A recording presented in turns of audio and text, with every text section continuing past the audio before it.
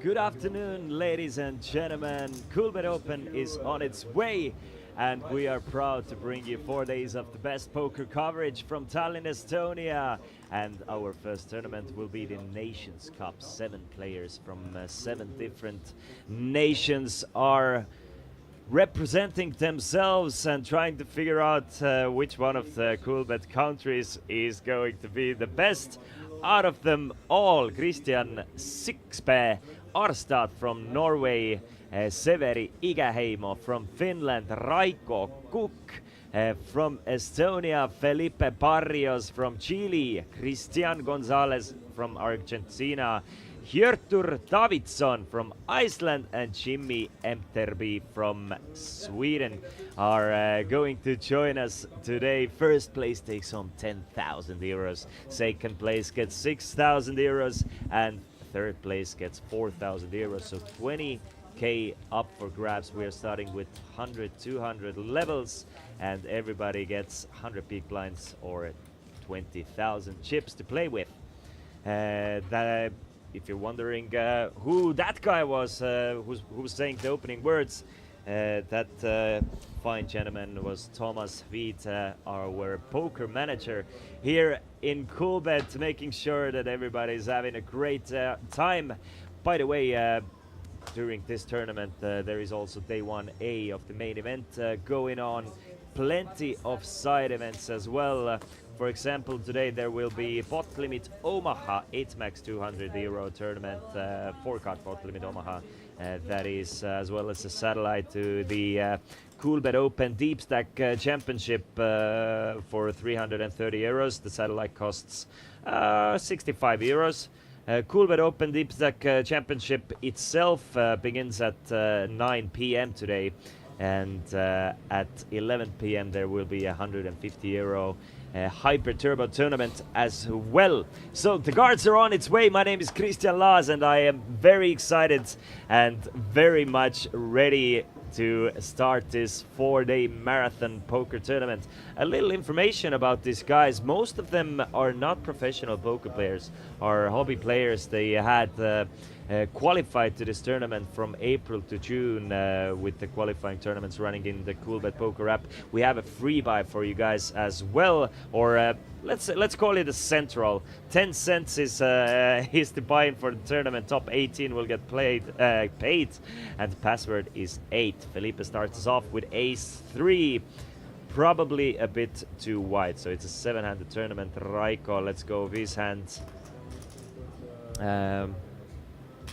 We're getting cut out. We can't see one card what Felipe is holding, so we'll try to fix it for you as well, so we get a little bit of a better viewing experience. We can see that Christian has Queen 7 here on a Jack Deuce 7 board, flopping the second pair, and Felipe with the Ace 3 gets the ace on a turn, though. It seemed like the flop was checked through 700 in the middle here.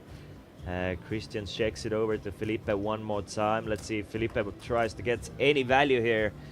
He does. He does. Bets 300. If I'm Christian here, I'm probably going to want to peel one off here. But nah, he's gonna let it go. Starts, just trusts that Felipe probably has something here. Isn't too sure what limping range must be here, but Felipe gets it. Gets the first pot. I don't know if he's superstitious or not, but winning the first pot is supposed to be an unlucky charm, but we'll see. Felipe is the chip leader now.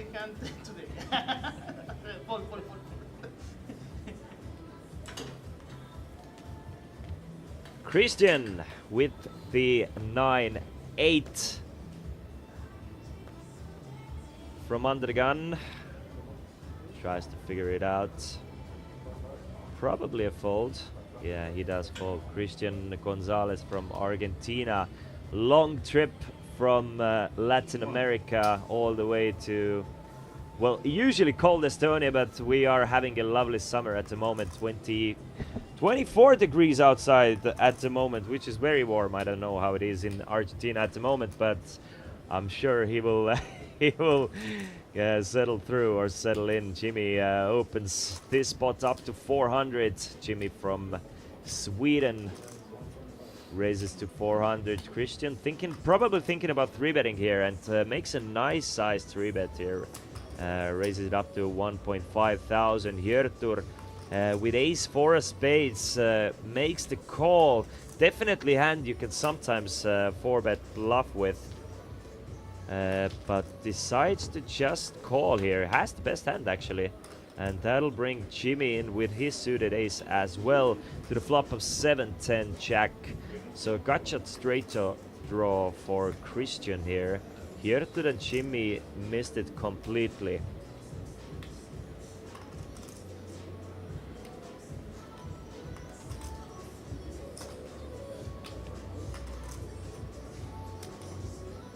Christian leads in for 1.2 thousand. Pretty sizable pot already, 5.9k in the middle, and Hjörtur does not fold here. Really didn't hit anything on this board besides a few backdoors. Here's one of them. Backdoor spade draw, now has an ace-high flush draw. Still ahead actually with his ace-high. Let's see if Christian wants to keep the pressure on here. Would like to see him, if he's gonna bet, would like to see him size up here approximately to 4 or 5k and really make it look like he's gonna jam the river. So if Hjörtur wants to call, he's gonna have to commit a lot of his chips, but Hjörtur bets 3.5k himself, and a really interesting start to this Nations Cup final table. While Christian lets go of his king-eye straight draw. So Hjörtur just kind of tagging along on the flop, picks up a flush draw on a turn, and does not give away this opportunity to steal this pot away. We can see that Hjörtur actually had the best hand all the way through, pre-flop, on the flop, on the turn, but I'm pretty sure he was thinking he was bluffing in this spot. It's necessary to put the currency variation on the lecture. So one more time, the winner of today's Nations Cup gets a awesome trophy plus 10,000 euros. Second place gets 6,000 euros, and third place 4,000 euros. Fourth, fifth, sixth, and seventh place get absolutely nothing. But obviously, you are representing your country. You are already, you have already done a great job by qualifying in this tournament. But once you made it this far, I'm sure you really want to make it all the way through. Christian with the ace-jack, after losing a decent sized pot on the second hand, now opens it up from the button to 500, makes it 2.5 big blind. Hjörtur with pocket fours, definitely. Again, you can sometimes 3-bet it, but 100 big blinds deep, no issue with calling here. Makes the call, Christian makes the call with the ace-2, so 3 ways to the pot, 1.7k in the middle. We see a flop of 6, 8, and a 10, so everybody misses again. Hjörtur still ahead with his pocket fours, but let's see if Christian wants to steal this one away. A little bit of a scary board for the ace-jack. Kind of want to take a card off, try and hit a 9, queen, king, ace, or a jack here, but gets a 5 of hearts, so Hjörtur still ahead with his fours and leads in. Really off to a hot start here. Bets 800, gets rid of Christian. Gets rid of Christian Gonzalez and gets rid of Christian Arad as well. So a player from Iceland, our early chip leader here.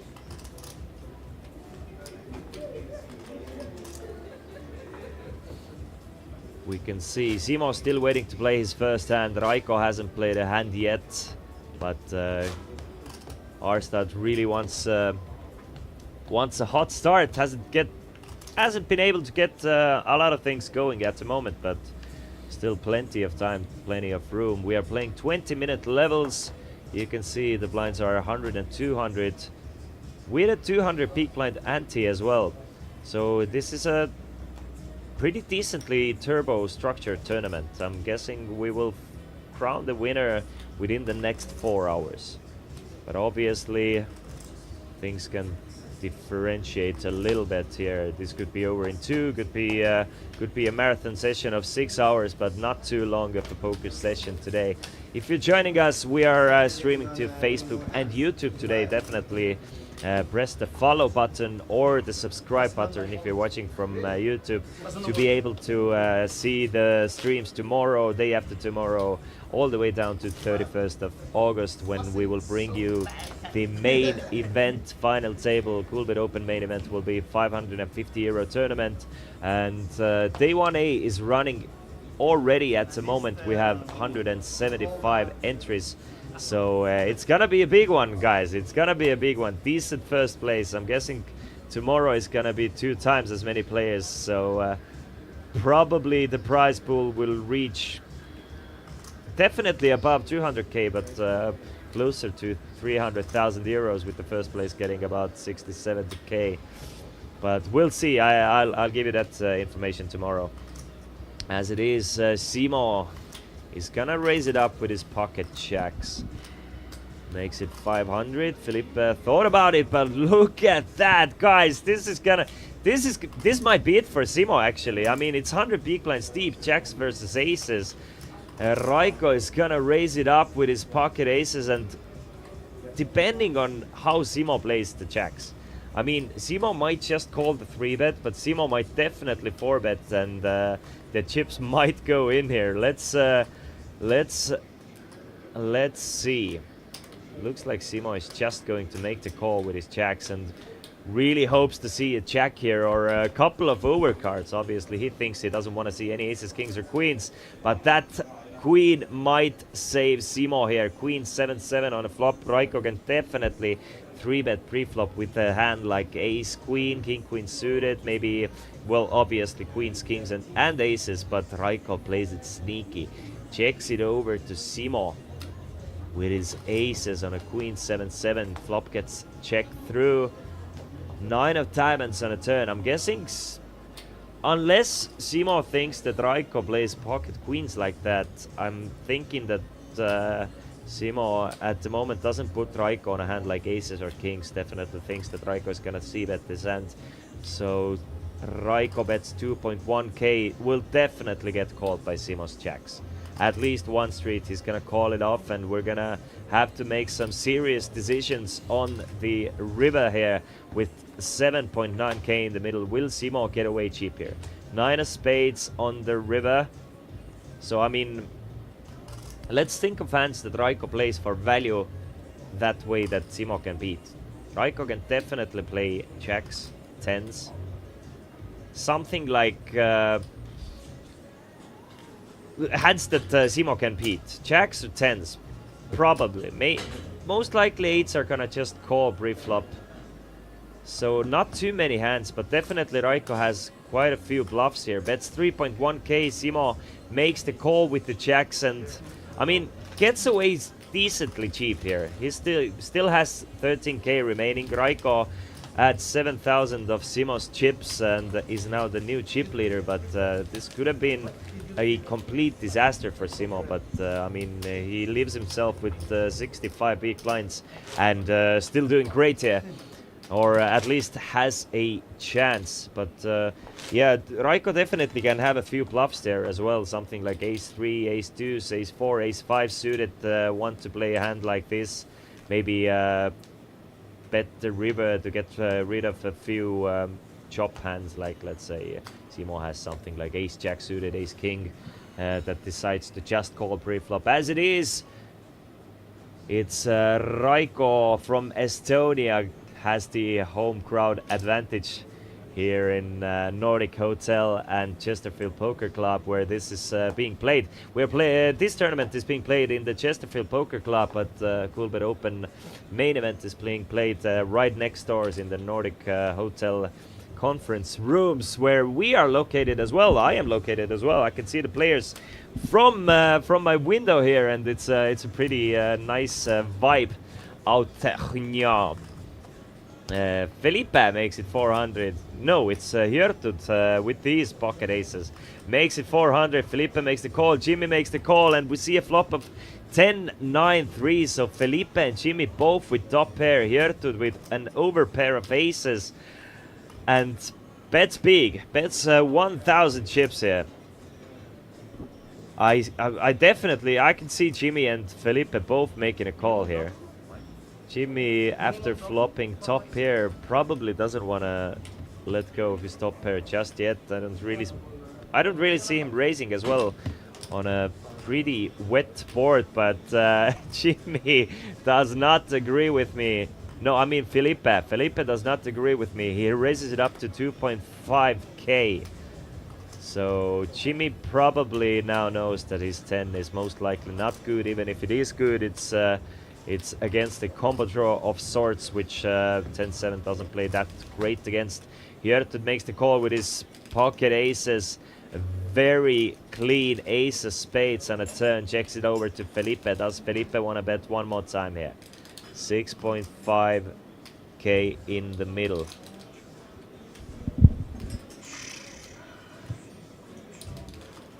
We are playing for 20,000 euros here, and obviously the bragging rights. Felipe bets 3,000 here to make the call. And I mean, if I'm a guessing man, the river should go check check. I don't think that Felipe has too much value here on the river. It goes check check quite quickly, and Gertud retakes the chip lead now up to 32k.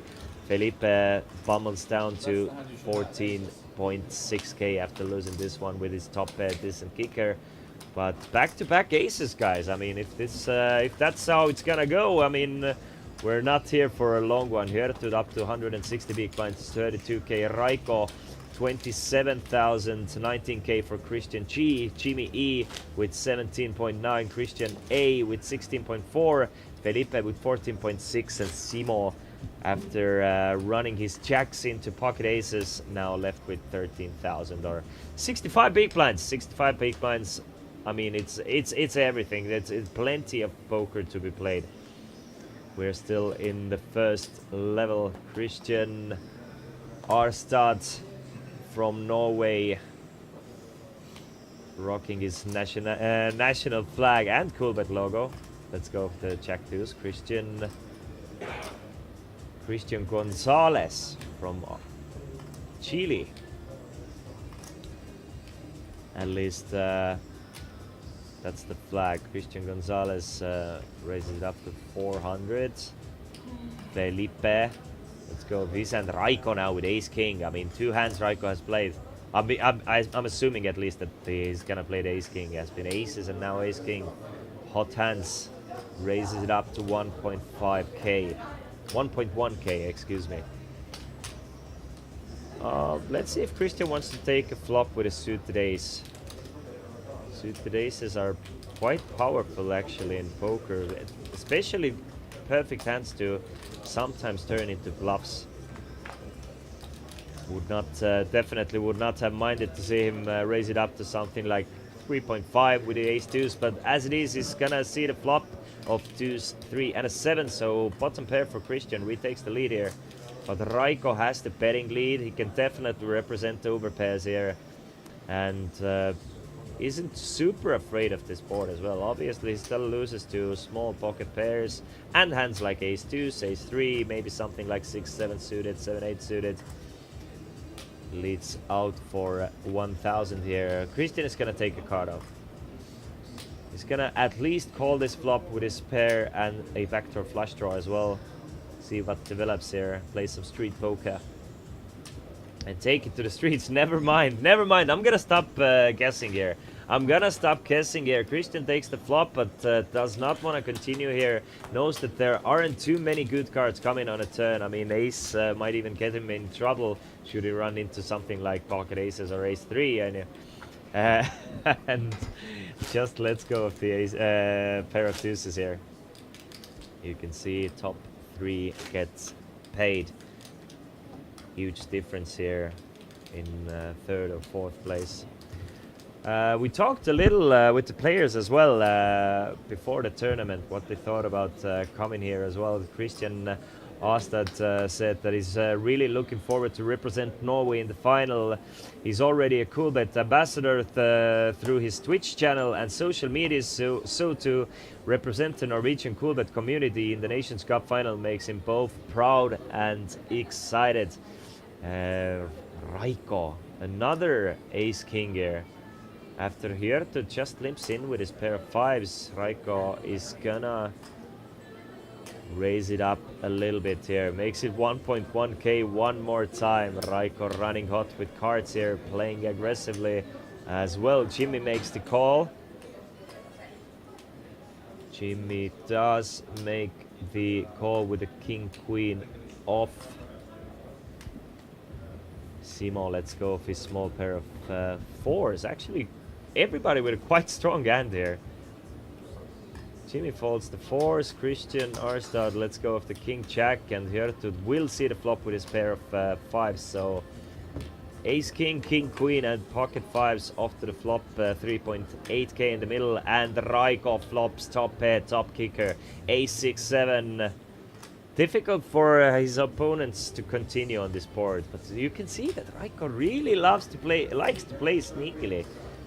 Again, we saw him check the flop with the pair of aces, and now checks it with the top pair, top kicker, and Jimmy takes the bait. Jimmy leads out for 1.6k. That'll get rid of pair of fives, but Raiko not going anywhere here. Will he just make the call, or will he raise it up? He does make the call. We can see that Jimmy is all but drawing dead here on the flop. 4 of odds on the turn. 7,000 in the middle. Raiko takes it over to Jimmy one more time. Will Jimmy give up here, or will he try for another bet? Yes, Jimmy will try one more time here. 7,000 in the middle. He will bet half of it. 3.5k. And Raiko 3.2k. And Raiko is looking interested. Wants to see how much or how many chips does Jimmy have behind. Gets the information that it's approximately 12,000.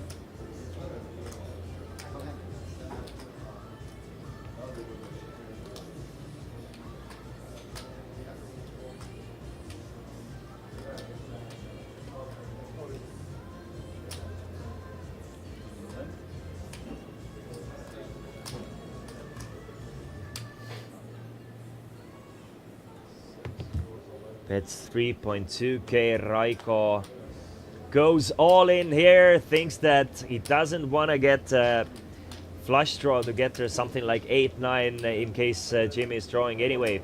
Tries to put it in on a turn, but we can see that Jimmy cannot make the call with a king queen. Jimmy now left with 12,000. Our early chip leaders are Raiko and Hjertud. Raiko has almost doubled his stack now. Lines have gone up to 100 and 300. With a 300 peak line ante as well. We're playing 20-minute levels. And if you are wondering what's the password for the free buy tournament, then the password is 8. We have top 4 players will get a 30 euro Coolbet Passport ticket, and 5th till 18th place will get a 5 euro ticket. So 10 cents is the entry fee, and the password is 8. With the letters E, I, G, H, and a T. So you're all welcome to join. If you don't have Coolbet Poker client, go ahead over to coolbet.com and download it. And I mean, get used to playing a little bit of poker. Maybe join us here, either in Tallinn or on the next Coolbet Open event as well, and you can get in for free or for 10 cents. You get the 30 euro ticket, make that into a package, 1600 euro package, get a nice trip for yourself, play some poker, win a lot of money. I mean, life is good, right? I am definitely gonna play a few tournaments here myself. I'm thinking even today maybe. I mean, there's a nice little 300 euro deep stack tournament starting at 9 p.m.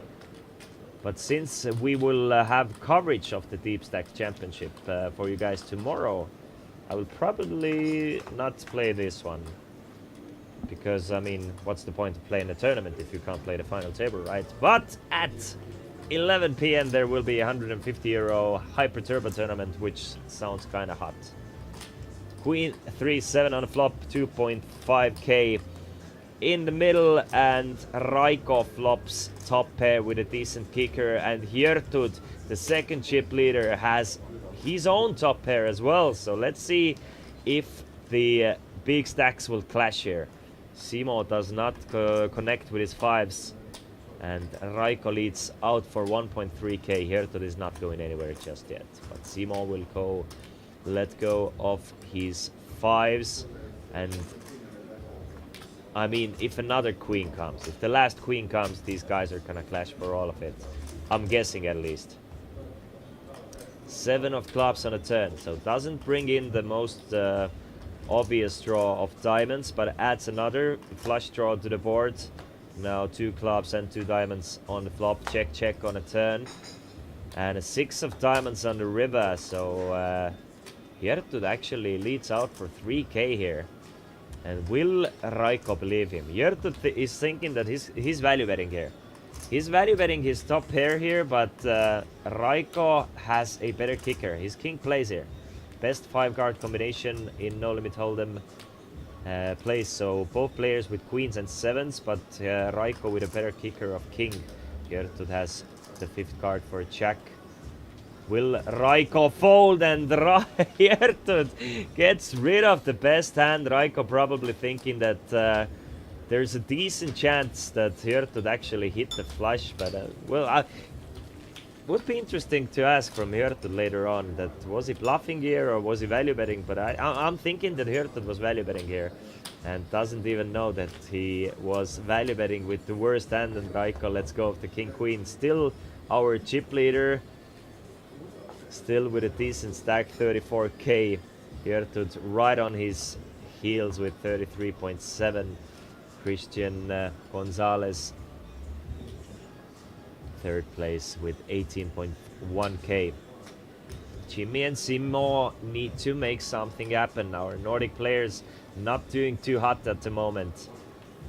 Finns and Swedes, I mean, they're world famous for their aggressive play, so let's see if Simo and Jimmy will live up to that name here. Raiko doesn't find a hot hand for a change, so let's go with the queen deuce. 10-5 hits the mark. Simo lets go of the 9-7. Now off to the button. I'm guessing Christian, an aggressive player himself. I mean, if it's folded to him on the button, I'm assuming that he's gonna open more often than not. I mean, he's probably the most accomplished poker player of the bunch. So he raises it up to 700 with a king 8. Gets a call from Hjertud. Christian with jack 7 of hearts, he will come along. So 3 ways to the flop here. Queen 10, jack 7, king 8.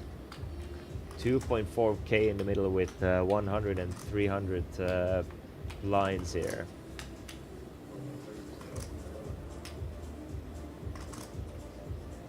Jack 9, 6.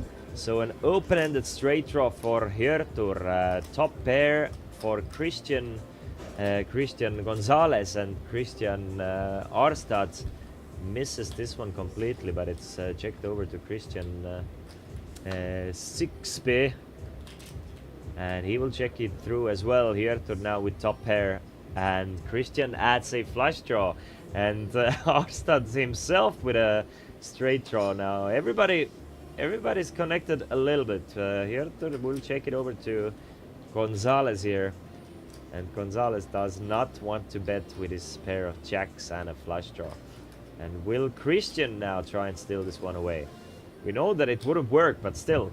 I mean, none of his opponents have shown any interest on this board, so maybe he can steal this one away, right?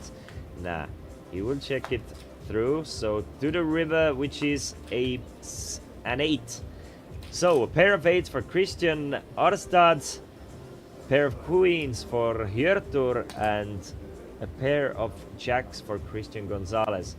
2,500 on the river is the bet, and a quick fold from Gonzalez here.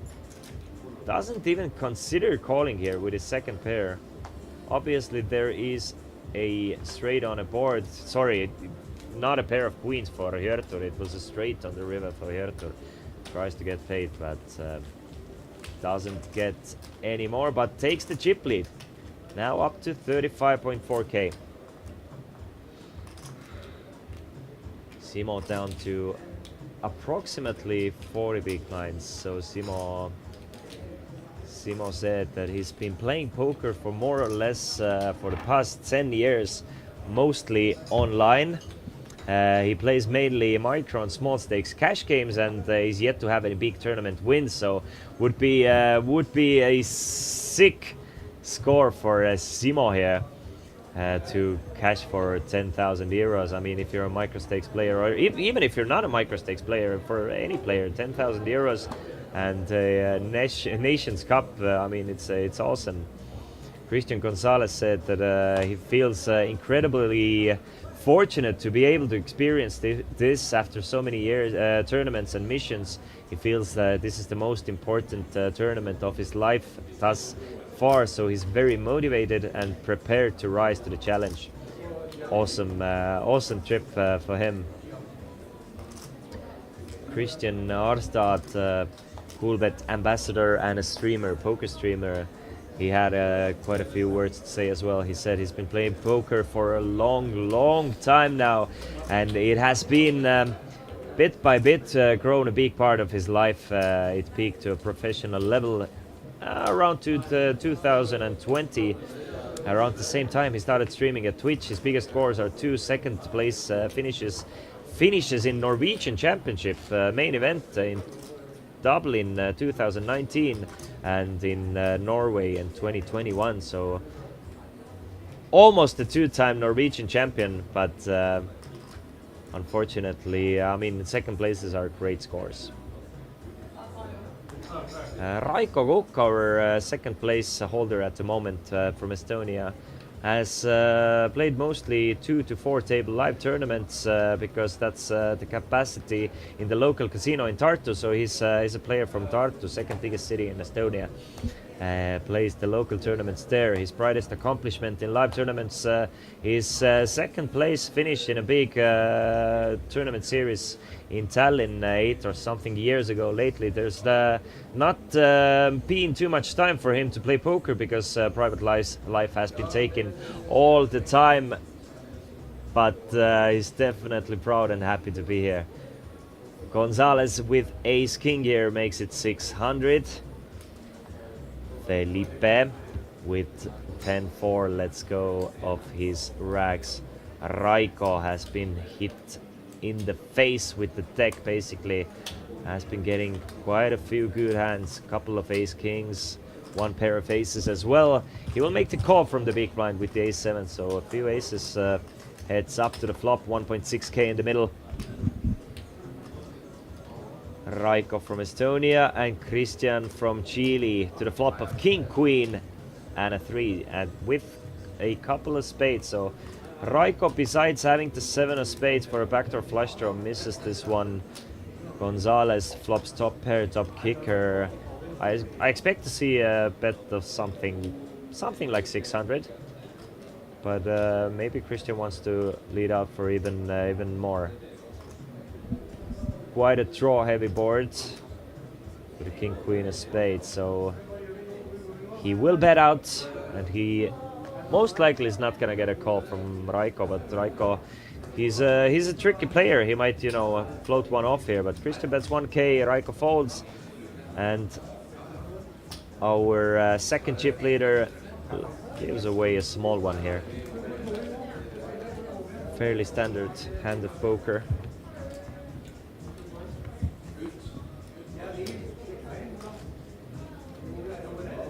So little information about Felipe Barros as well. Felipe hasn't played too many hands here in this tournament quite yet, but he's a cash game player, plays no limit 5 or 10, and he tries to play poker whenever he gets a chance. Calls himself a recreational player, but he tries to study, although it takes doesn't always help much. He feels he needs to work more on the mental side, so maybe a little bit of tilted player here. But definitely very much aware of it. Since he's going to the Nations Cup, he started studying a bit about tournament dynamics as well. So takes it easy in the beginning, Christian Arstad with the ace-8 of hearts now comes in with a raise. So I'm expecting Christian to be the most aggressive player at this final table. Obviously, if it's gonna be a short stack, he doesn't get a chance to play as aggressive as he wishes to, but he's definitely been active in the beginning. And usually the more aggressive players will end up with the most amount of chips, but makes it 800 and gets 700 extra, so blinds playing 100, 300 and a 300 peak blind ante. There's 700 every hand to be stolen away, and ace-8 is good enough to take it away.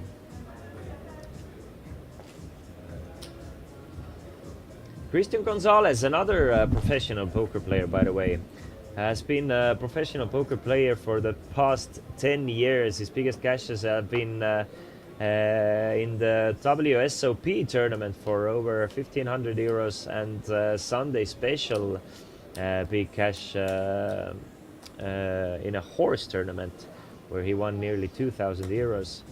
A little about the expectation. Christian Arstad said that he's been stoked for the whole concept from the beginning. So the fact that he's there and representing Norway is of course awesome. I'm also excited to meet and he's also excited to meet and her to know the other finalists. Oh, okay, to get to know the other finalists from the other 7 countries. But when it's on, and I'm sure I'm gonna do my part to try and bring the trophy back to Norway. When we talked about Simo, about his expectations, he says he doesn't have a lot of expectations for the final table. He'll play the best game he can, and if the luck is on his side, hopefully he can make a good run.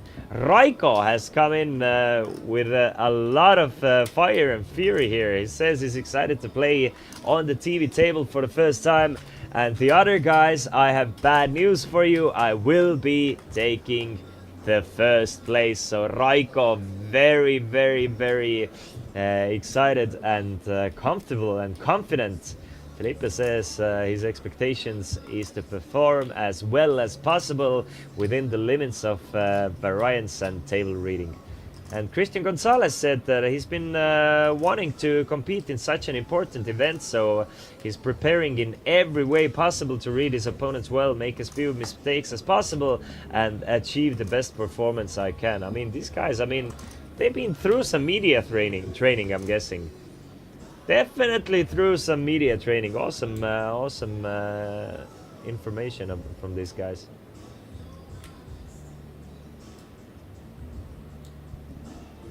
Ace 10, Ace 9, and Queen Jack, 9-9, 5 deuce. So trips for Jimmy here. He's the shortest stack, so Jimmy definitely can use these chips that he's gonna win. The question is how many. It's Simo leading out for 1,000. Jimmy, does he just make the call or will he raise it up here? Yeah, Jimmy just makes the call for 1,000. Sets the trap.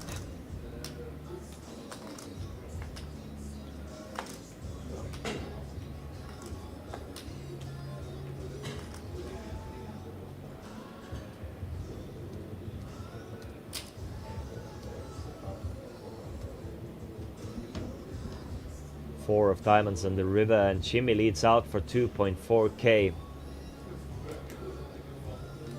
Thinks that if Simo has something like a pair of 5s, 6s, 7s, 8s, he's probably gonna check this river back, especially with the diamonds coming in, so he's gonna have to lead in if possible.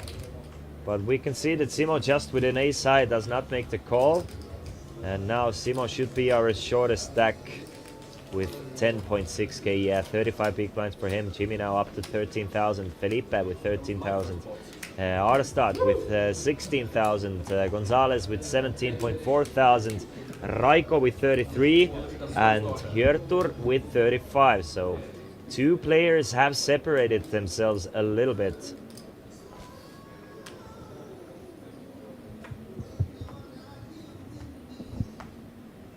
Top 3 players will get paid. First place gets the trophy and 10,000 euros.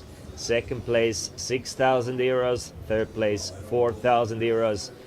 And fourth till 7th will get the pride of representing their country but no monetary value. Christian Gonzalez, King Jack for him.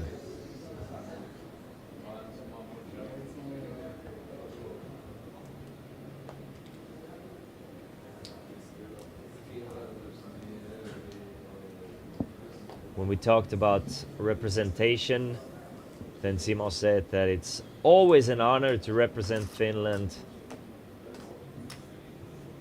Mr. Gonzalez feels that it's incredibly fortunate to experience this. And it's the most important tournament, and he's playing like it is the most important tournament. He's playing well.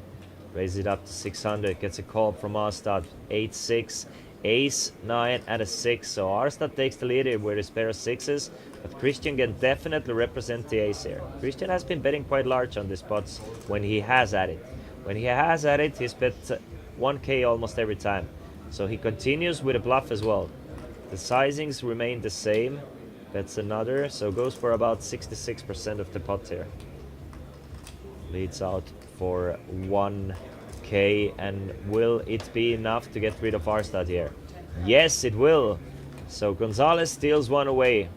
The battle of Christians here, and King Jack off knows that he has a nice range advantage on this ace-high board. So Arad does not even take one off here. Probably would have called once here if I was Arad with 8-6. I mean, if you're defending the big blind, after flopping a pair, you kind of want to take one off. Obviously, an ace-high board is a difficult one because it usually gets barreled. So even if you kind of improve with your ace-6, add a straight draw or something, unless you get trips on 2 pair, you're probably gonna face a lot of pressure. But at the same time, you're gonna have to put your opponents on a spot to apply this pressure. 6-9 for Christian Gonzalez. He will make the fold. Felipe Barrios with the King Jack. Professional poker player. 7-handed poker tournament. King Jack. Under the gun +1. Sounds like a party. Let's go. Let's make it up. Let's raise it up to 600 chips. Christian Arad with the ace-4 from the big blind. From the small blind, excuse me. He will fold. And Hiertur with queen-5. Definitely you can make a call with queen-5 against the min-raise when there's blinds and antes in the middle. But at the same time, kind of a difficult hand to play post-flop. Obviously you're playing out of position. And doesn't flop the best. Even if you flop top pair with a pair of queens or something, you're always guessing if your queen is good or not. So yeah, we also had the information about the free buy tournament on the screen for you guys right over here, and you can see, yeah, you can see. So 10 cents is the buy-in for the central. The password is 8, and you can see first till 4th place get a 30 euro ticket, 5th till 16th will get a 5 euro Coolbet passport ticket.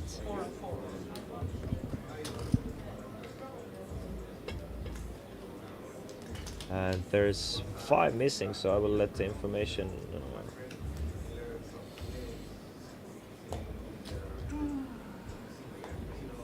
I will give the information to the TV crew.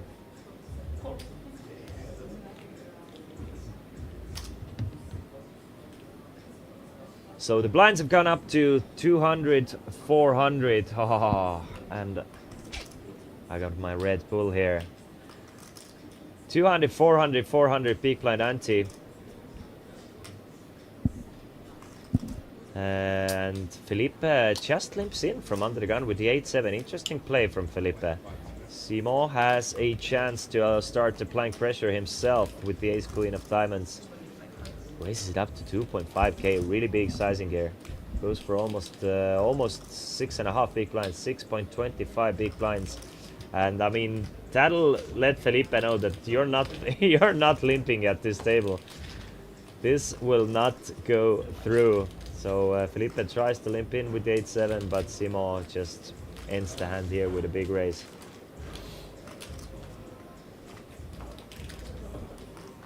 Here to still our chip leader with 35k, Raiko with 33. Rest of the field with under what they started with. Everybody started with 20,000 in chips, so average stack now down to 50 big blinds already. In the Nations Cup final, these guys, they played the qualifying tournaments throughout April to June, and have made the trip to Tallinn, Estonia, to the Coolbet Open. A little bit about Coolbet Open schedule. As I said, today there's the €200 pot limit Omaha 8-max tournament, the Nations Cup final, obviously the main event for today. The main event itself, €550 tournament with 45-minute levels, and everybody starts with 300 peak blinds, so deep stack main event. It will be at 9 p.m. there will be the Coolbet Open Deep Stack Championship Day 1 €330 tournament, and at 11 p.m. Acer Ziggy's Hyper Turbo Unlimited Re-Entry tournament. Christian Gonzalez with the ace queen of clubs, flops top pair, very strong kicker. Hjörtur flops a gut shot straight draw, so you should Hjörtur hit the 3 here. It will be super expensive for Christian. Hjörtur bets 1.5 thousand, tries to steal this one away. He was the one to raise it up from the button as well, and Christian just made the call with the ace queen. Hjörtur bets 1 point. Oh lord! Oh lordy lord! Look at that turn card. I mean, Christian was playing this ace queen super sneakily as well. What is going on here? I mean, the money is supposed to go in. Obviously, the queen on the river makes it even worse for Christian. So top 2 pair for Christian. Hjörtur with a straight. But the turn was checked through, and Christian was just calling pre-flop with the ace queen. Obviously, by Christian playing this hand so sneakily, Hjörtur doesn't put Christian on a strong ace, doesn't want to bet the turn, thinks that Christian will most likely fold the turn.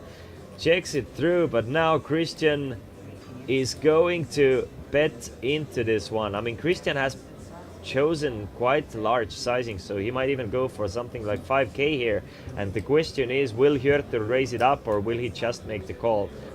There is a slight chance of a flush. Obviously it's a backdoor flush, but there is a slight chance of a flush, so Hjörtur does not have the nuts, but still a super strong hand.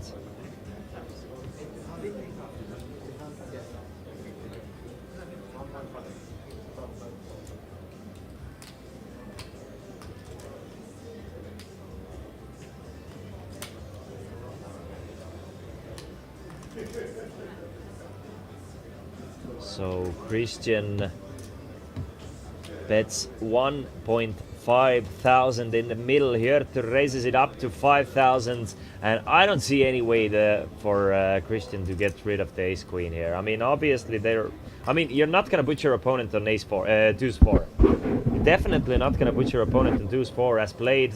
If he has the flush, he has the flush, but you're gonna have to pay it off. I mean, Hjörtur might even there are plenty of value hands that Christian beats here as well with the ace queen. Hjörtur might raise it up with something like queen 5 suited, queen 8 suited, ace 5, ace 3 that play checks through the turn. So Hjörtur now has more than doubled his stack up to 43,000. Christian Gonzalez down to 10,000 or 25 big blinds. Simo with 12,000.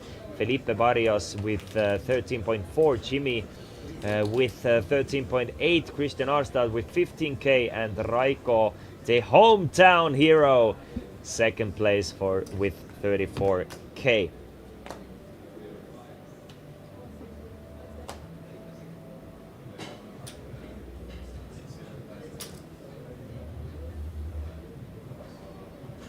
Jimmy now with pocket 8s, raises it up to 900, and Christian Arstad with pocket 10s. I mean, definitely a hand you can 3-bet with.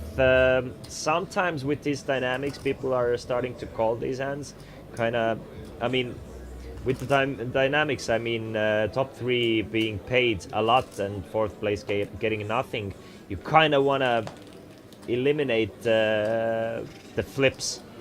Like if you 3-bet, you kind of have to call it off if your opponent is going all in, because they're very much ace king, ace queen heavy. So you kind of have to call with the 10s. So might as well just call and see a flop and play this one in position, which he will do. To the flop of deuce, deuce, and a 5. Christian, perfect flop for Christian. I mean, Raiko flops 2 pair with a strong kicker, Jimmy with an overpair, but Christian with an even better overpair with the 10s. Jimmy might feel like his 8s are definitely good here.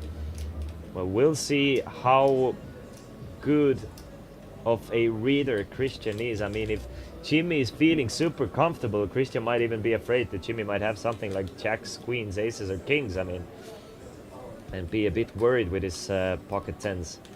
A bet of 2k from Jimmy on the flop. Christian is obviously gonna at least call here once. I think he's gonna call it down whatever comes, but we'll see. Raiko now in a bit of a pickle. He did flop well, but at the same time, UTG player leads into 2 players. Gets another call, and Raiko. Very good fold from Raiko here with the king 5. I'm thinking a lot of amateur players are gonna call it off here and just really overplay the king 5, but realizes the 5 is probably not good here. 6 of hearts on a turn, so another great card for Christian. Jimmy checks it over to Christian, so hats off to Jimmy for maybe sniffing this one through and figuring out that his 8s might not even be good here. I mean, I'm going broke. Obviously, I'm going broke here with 8s. Check, check on a turn. Raiko would have made a better 2 pair on the river, but we can see that unless Jimmy gets Christian to fold the 10s, Christian will win this pot. And a nice bet from Jimmy. Oh, nah, it's a small one, 2.5k. Definitely gonna. I mean, I said I'm not gonna assume anything, but most likely gonna get called from Christian. I mean, king is an annoying card for 10s. Obviously, there are some kings in Jimmy's range, but I'm guessing that a lot of kings might want to continue bluffing on a turn, and there are more aces that want to check through that have some showdown value.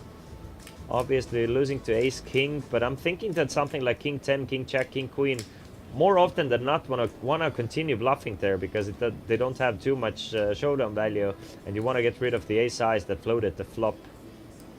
So king seems a bit more annoying than it actually is once Arstad thinks it through. But obviously we can see the cards, and Arstad makes the call and gets a decent sized pot here, 12.3k for the Coolbet Poker Ambassador, representing Norway and Coolbet, and now first player since the beginning, I'm guessing. Since the beginning of the tournament, basically the first player besides Raiko and Hjörtur to be above the starting stack. So Christian in clear 3rd place now with 21.8k. Hjörtur and Raiko with 42k and 31k representatively.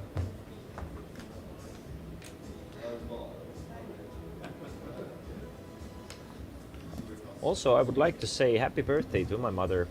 Today is my mother's birthday, so if you're watching us, Christian's mama, happy birthday to you.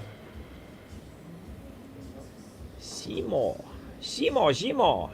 will get rid of his racks. Christian Arstad with ace-6 of hearts. We saw him raise the ace-8 of hearts, so I'm guessing the ace-6 of hearts is in his raising range as well. 700, any suited ace probably should be a raise unopened, even from under the gun. So under the gun +1, Christian makes it 800, or double the big blind. Felipe Barrios has been trying to see a few flops, but really likes those small offsuited cards. Makes the call with the 5 deuce off. Jimmy might even tag along here. I mean, Jimmy is down to his last 20 big blinds, but it's getting decent pot odds. Just 400 to call, 2.6k in the middle, 3k in the middle now, 3 ways to the flop. Christian Arstad ahead with his ace-6 to the flop of queen 3 and a 6. So a gut shot straight draw for Felipe Barrios, and if you're calling with 5 deuce off pre-flop, you're probably continuing after flopping a gut shot straight draw. Jimmy with 2 overcards to Christian's pair of 6s. Everybody checks the turn. A pair of deuces with a gut shot straight draw for Felipe now. Christian still ahead with his a6. Probably a time to start defending the pair of 6s. Try and get some value from weaker 6s. Hands like 3-4 suited, 3-5 suited. We can see that 5 deuce off is even in his opponent's ranges. Something like 6-5, 6-7, 6-8 suited. Can definitely call 4s, 5s. So you can get value from those hands, as well as protect yourself from random cards like 7-8.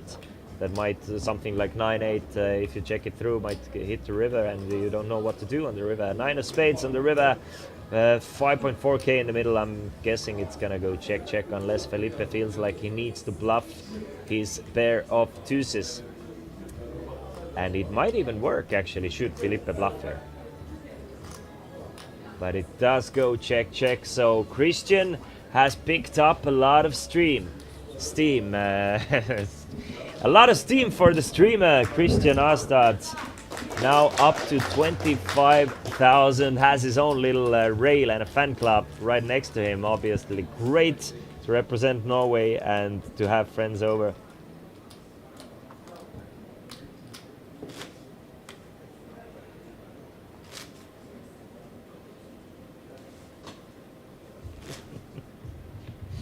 Jimmy down to 18 big blinds now. Christian Gonzalez with 25 big blinds. I mean, the blinds are kind of merciless. 20-minute levels.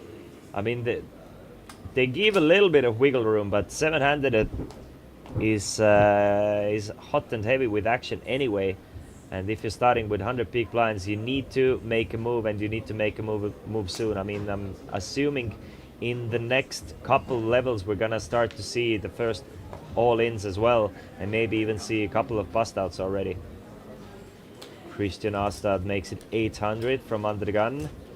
Raiko has been quiet for a while now, so figures 8-6 is as good of a hand as any. Comes in from the button with the call. Simo, Queen 10, definitely a good enough hand to complete with. No reason to turn it into a bluff, no reason to fold. I think Queen 10 flops quite decently and you're getting great pot odds.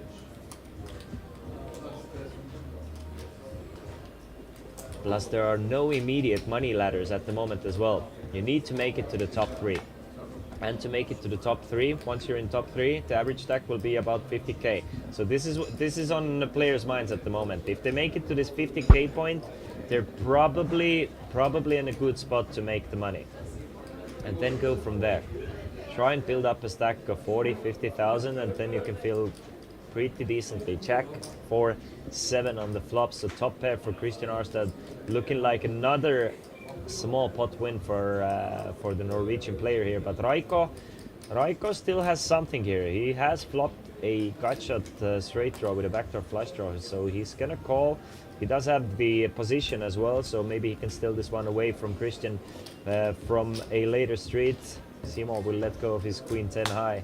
So 5.2k in the middle, Queen on the turn, so top 2 pair for Christian now. Does not help Raiko whatsoever, and Simo is probably kicking himself for folding the Queen 10, but at the same time we can see that what a great fold on the flop. He would have been in a bit of trouble here against Christian's top 2. We have seen a lot of checks on the turns. I really do like the bet. I mean, I think you want to continue betting here with top 2.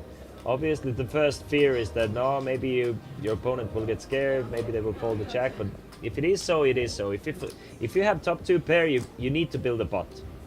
You don't have to be worried about your opponent folding. You want to build a pot with your strong hands and with your bluffs. Otherwise, other players will, and you just won't win enough with your strong hands. It's not super easy to get strong hands in poker, so once you get them, you need to make most of it. Hjörtur still our chip leader, but Christian Arstad now right on the heels of Raiko.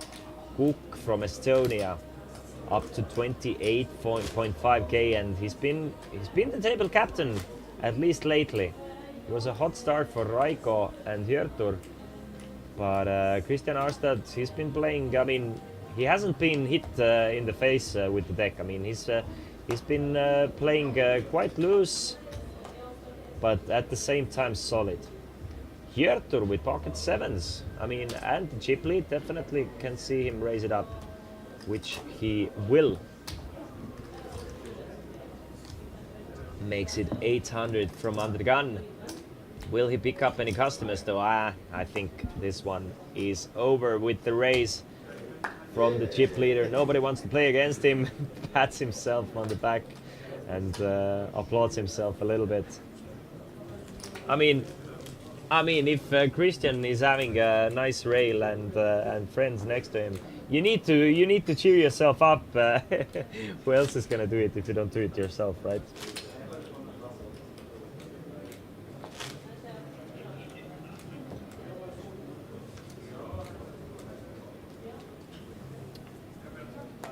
Nations Cup. Last year's winner came from Chile, if I'm not mistaken, right? I think it was Luis Reboledo. If I'm not mistaken, I'm definitely not reading the information, but if my memory is correct, it was Luis Reboledo who traveled all the way from Nueva Imperial in the south of Chile to Europe to play some poker. Exactly, yeah. Now I'm starting to remember. Yeah. He ended up becoming the first Nations Cup winner ahead of Taavi Välison from Estonia and Christian Seibi from Sweden. It was some kind of script like this. Yeah. So we will have a new winner. Will we have a new nation? That is not sure yet. We still have players from Chile, and definitely, I mean, everybody has a chance here, but it's looking like Iceland at the moment. It's looking a bit like Iceland, Estonia, or Norway, but No Limit Hold'em, anything can change at any time. Felipe Barrios, I mean, he's been trying to mix it up. Hasn't been working out too well for him yet, but still, I mean, he's giving himself a chance. At least he's trying. Raiko Kuk, first time at a TV table. He will raise it up with his king jack off. Makes it 1000. Christian Arstad now with another suited ace, this time ace 7 of spades. We've seen him play ace 6, we've seen him play ace 8. Both times, by the way, he flopped second pair. And this time the ace 7 of spades is good enough for a call from the button. Hjörtur, our chip leader, with the queen jack off. Queen jack off against Andrigan +1 and a button call. I mean, you have options. Basically, you have all three options. Nobody would blame you if you folded the queen jack from out of position. You could definitely turn it into a bluff and try and pick up the chips in the middle, and you can just make the call and try and flop something. Basically, it flops decently well, the queen jack. Obviously, you would want it to be suited, but I mean, beggars can't be choosers, right? 4.4k in the middle, 995 on the flop. So Christian Gonzalez outflops everybody here. Now with two pair and a 10-5 of diamonds. Checked over all the way to Christian Arstad, who would check through as well. 6 of clubs on a turn, doesn't change much. But Hjörtur, our chip leader, and queen jack high, actually the weakest hand here, leads out. And I'm thinking that it's gonna work. I'm thinking it's gonna work. He's gonna get rid of Christian. Christian still has 2 players left behind him. Raiko is not gonna do anything with his king jack, and so unless Christian Arstad wants to continue with his ace 7 and a gut shot straight draw, it's going to work. And Hjörtur, I mean, this time I'm gonna applaud you myself. Well played hand, my man. Takes the worst hands and gets everybody to fold. Blinds have now gone up to 300, 600, which is not great news for Jimmy from Sweden, because Jimmy will be left with 12 big blinds now. 12 big blinds for Jimmy. Christian with 15 big blinds or 14 and a half big blinds. Felipe with a bit less than 20. Same for Simo. Christian Arstad, our third place stack, and Raiko will be basically with about 45 big blinds, and our chip leave there. The Icelandic wonder Hjörtur Davidsson, he will have about 75 big blinds. Raiko now with the ace 4. Let's go. Off the raggy offsuited ace. Christian Arstad with pocket 8s now, definitely good enough for a raise. There's 1.5 in the middle to be stolen away, and Arstad will not let anybody ask him twice. Hjörtur, another queen jack off. He will make the call for 1.2k. Felipe Barrios, I mean, he likes the 8-6, he likes the deuce 5. I'm guessing king 5 is more than good enough for Felipe here. But we will have to wait and see.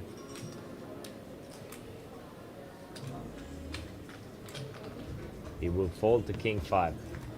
Does not like the king high.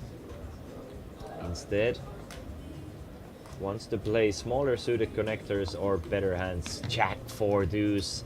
Hjörtur takes another top pair here, and Christian, actually, he doesn't hate this board. There's not, I mean, there's obviously the Jack 9 suited, Jack 10s, Queen Jacks, and King Jacks that don't 3-bet 3-flop and just might call. But there's just one overcard to your 8s. You don't mind this board. So he's gonna bet 1.2k and gets instantly raised from Hjörtur.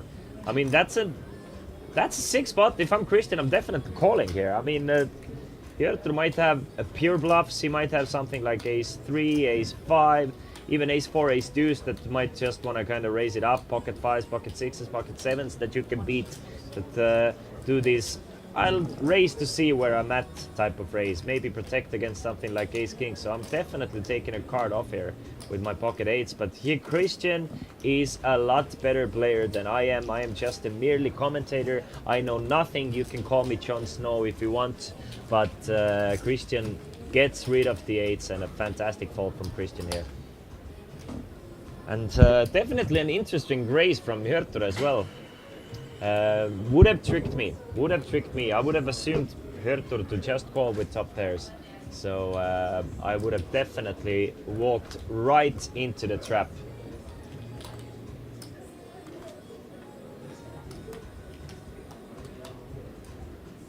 But Christian has been playing poker for a long time, as he says himself. Has been streaming poker for approximately 5 years now already, or 4.5 years.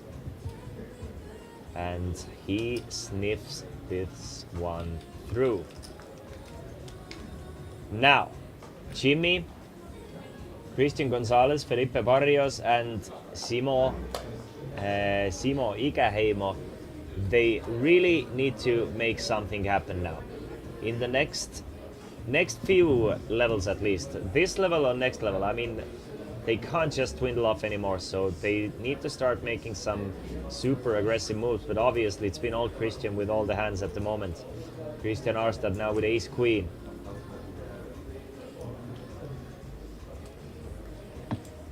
Raises it up to 1.2 thousand. Christian Gonzalez, perfect hand to 3-bet go all in with, but he just decides to call. I think Christian Gonzalez, if you're watching it through, I'm thinking with the dynamics as it is, you need to finish top 3.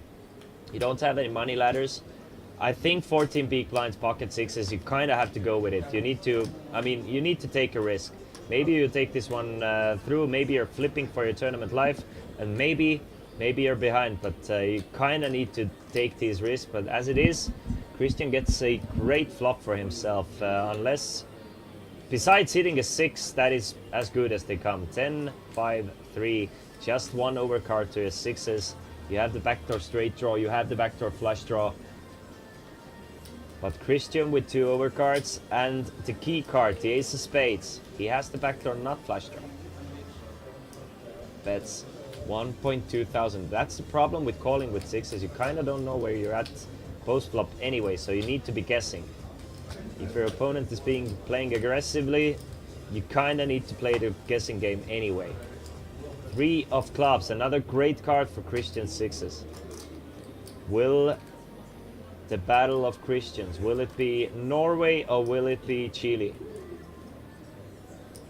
Although Christian, in my research, I would think Christian Gonzalez has at least his Hendon mob as an Argentinian flag, but I trust the Chile. I trust in the Chile, I tell you. Check from Christian Arstad over to Christian Gonzalez, who bets 2,000 here. Another annoying spot for ace queen. Gets the eights, has to fold, now gets the ace queen and has to fold, and 2 strong hands results in about 7k net loss for Arstad here, so quite an annoying bet of 2,000. So well played, Gonzalez, as it is. He plays it to perfection and gets a nice chunk of change for himself. Needs those chips at the moment.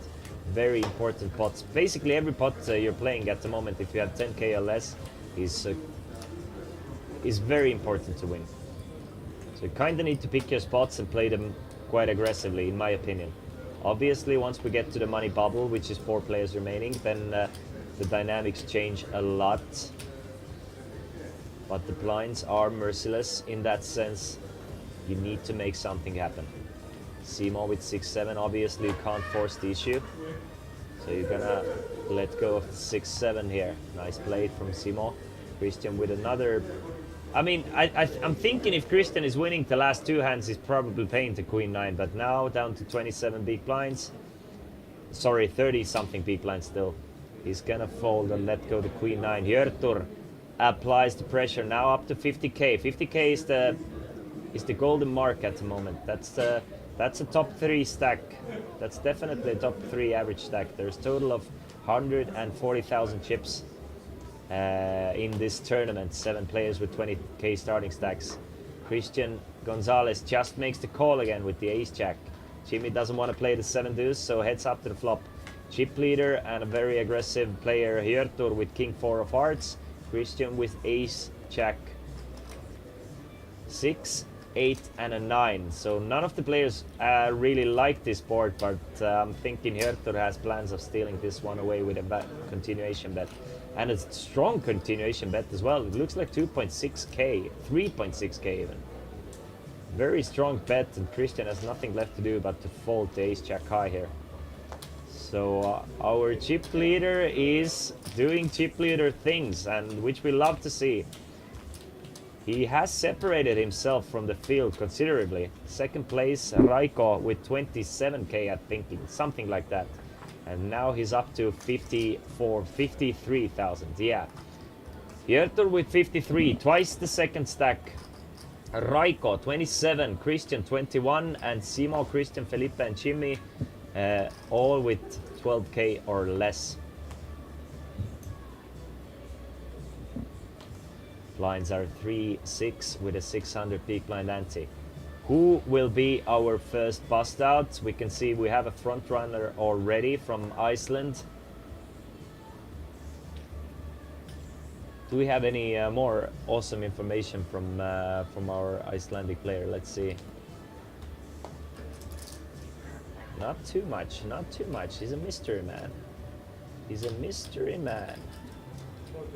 But he definitely can play some cards, and Raiko can also play some cards from the button. He's going after those blinds and antes, boys and girls.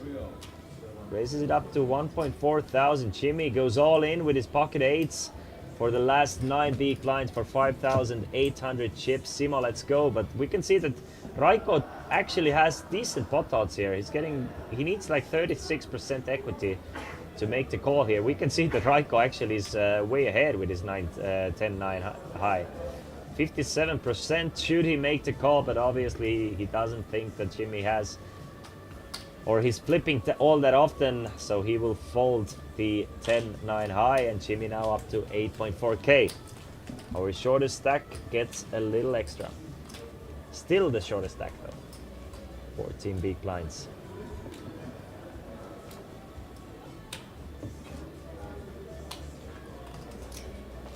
The But look at that. Look at that. Hjörtur with 89 bigs. Fourth place stack is 18 bigs. Should Hjörtur and Raiko clash and Hjörtur come up on top, or let's say Hjörtur and Christian Arstad clash and Hjörtur come up on top in a big pot, it's gonna be super difficult for anybody to go against Hjörtur here. 9-8 offsuit from under the gun, has the chip lead, but obviously you have like 4 3-bet shoving stacks behind you, so you fold to 9-8 even with the chip lead. Felipe, 16 big blinds, ace-7 off from the hijack, 3 players behind him. I think you're gonna have to go after it. Now the question is, do you start shoving with 16 big blinds or will you still min raise? Felipe thinks all in is the move, goes all in. Raiko folds the jack-9, Jimmy cannot call, Simo cannot call. Christian Arstad cannot make the call, and blinds and antes will go to Felipe Barrios. I think it's the first pot Felipe wins in the table, so finally one goes over to his way, and now up to 11.2k. A nice aggressive move with the ace-7. He was around that range where you can definitely shove the ace-7. I'm thinking I'm probably still min raising there with ace-7, but at the same time you open the door for a light 3-bet shove, right? So sometimes it's better to shove. You might even get, you're gonna get ace-8 to fold, ace-9 to fold, hands that have plenty of equity that might want to call a raise, as like king jack, king 10, king queen, queen jack. So once you get called, you're probably way behind, but at the same time you're gonna generate a lot more folds with the shove there. Christian with the king 4 folds. Felipe now with ace-4, he will fold. Raiko, let's go with the 6 deuce. Jimmy with queen deuce off. Doesn't want anything to do with any part of this pot. Simo, 17 bigs and 4 deuce. He's been quite card-dead this final table, but Christian definitely has not been card-dead. Hasn't worked out for him every time, but still in 3rd place. And now finds pocket queens against the chip leader as well. The perfect guy to find queens against. The aggressive chip leader. Raises it up to 1.9k, and the aggressive chip leader actually has a very good hand. Ace-7 of spades for him. Does not 3-bet, just makes the call. So heads up to the flop, 4.4k in the middle. Obviously Christian wants to not see any aces on the board. Nice flop for Christian here. Jack high, jack 5 deuce, 2 clubs. No players with a club. Hjörtur still with ace high, backdoor flush draw. So I'm guessing Christian is gonna see that, and Hjörtur is gonna call. Something like 1.6k should be coming here. Christian bets for 1.6k. Call me a wizard, guys. Hjörtur makes the call. 7.6k in the middle. And a 7 of hearts. Very difficult card for Hjörtur here. Hjörtur might give something back. I mean, the pot is already decent, 7.6k. But Hjörtur gets a pair of 7s now against Christian's pair of queens. Christian is gonna continue betting, and after improving on a turn, we'll see if Hjörtur gets away from the ace-7. Instantly folds the ace-7. So I mean, fantastic play from Hjörtur. And I mean, obviously if you're Christian, you're trying to target jacks here. You're betting large, you're trying to get it all in by the river. Everything makes sense. I think it's a great line from Christian Arstad, and a fantastic snap fold from Hjörtur. With a chip lead, players can get a lot more splashy. So I mean, with a chip lead, you might feel like, it doesn't matter that much if I call this 5.7k, maybe I'm right. You kind of get this God mode vibe, but not with Hjörtur. 3 minutes remaining of this blind levels of 3 and 6. Next level will be 4 and 8.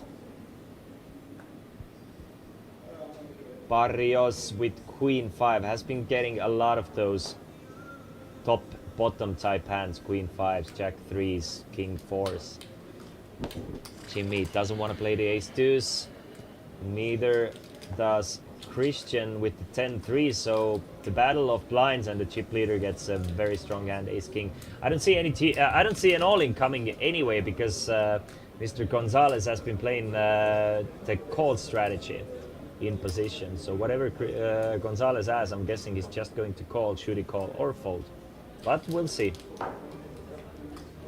Gonzalez with jack 6 of diamonds, facing a raise of 2.1k. 3.5 big blinds. He will fold the jack 6, and the rich get richer. Hjörtur now back up to over 50,000 in chips. So very smooth sailing for Hjörtur at the moment. Players are starting to get anxious about the blinds, obviously. The blinds will eat you up if you don't find any hands or any opportunities to go after those big blinds and antes. It's a 7 max tournament as well. The Nations Cup on the line, with a lot of money as well. 20,000 euros will be divided between those 7 players for the top 3 players. One more time, first place takes 10,000 euros and the Nations Cup. Second place, 6,000 euros. Fourth place, 4,000 euros. Simultaneously, there is a pot limit Omaha tournament and the Coolbet Open main event Day 1A running as well. Day 1A has generated 185 players thus far, with a prize pool of 89,725 euros. Obviously, Day 1B is still to be played. Day 1A still in a re-entry period as well. Blinds are 500, 1,000 at the moment, so you still get 30 big blinds if you re-enter at the moment, which is plenty of big blinds, to be honest. With 45-minute levels, it's plenty of playroom. Re-entry period is open for 10 levels today. Last hand of this level for the Nations Cup players. We have Sweden represented, Iceland represented, Chile represented, Estonia, Finland and Norway. Simo with 10-7. He will let it go. Christian Arstad now with pocket kings. I mean, he's found aces, kings, queens thus far, as well as pocket eights. A couple of times ace kings. He will raise it up to 1.2k. Gets a call from Hjörtur with a suited connector, 10-9 suited. For Hjörtur makes the call from the cutoff.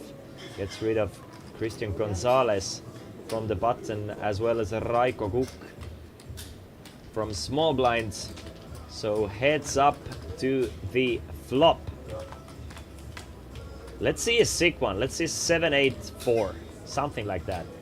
Or why not Jack 10 deuce? I mean, pair of 10s with a backdoor flush and a straight draw for Hjörtur. Christian with an over pair of kings, and Hjörtur is gonna have a lot more trouble this time, because Christian can definitely have a lot of ace kings, ace queens. Christian bets 1.2, Hjörtur makes the call. Should there be a 10 or a 9 on a turn? Instead, there's a king of diamonds, giving Christian top set here. Hjörtur with a gut shot straight draw now, but for the dummy end of a straight, obviously should be afraid of an ace as well. Christian is gonna bet larger. Christian might go very close to pot size or even a bit over the pot size. I'm thinking he wants to size up for a river champ. And another fantastic quick call. Another fantastic quick call for Hjörtur. Christian shows his rail, the card, shows the kings. And the blinds have gone up to 400, 800. You can see after the blinds have gone up, our chip leader will have 60 big blinds. Christian Arstad second place with 35 big blinds. Raiko with 30 big blinds. And Felipe, Simo, Christian and Jimmy all with 15 big blinds or less. So let's call it a moving level. I'm guessing we're gonna see at least 3 all-in shoves this level. In the next 20 minutes there will be action. The question is, will there be blood? We don't know yet. but a very strong chance of first blood coming up in this level 5. 2,000 chips in the middle, every single hand to be stolen away. Very important 2,000 for 4 players. Obviously for all 7 players, every 2k matters a lot, but if you're in this 15 big blinds or less territory, you're gonna wanna go after it.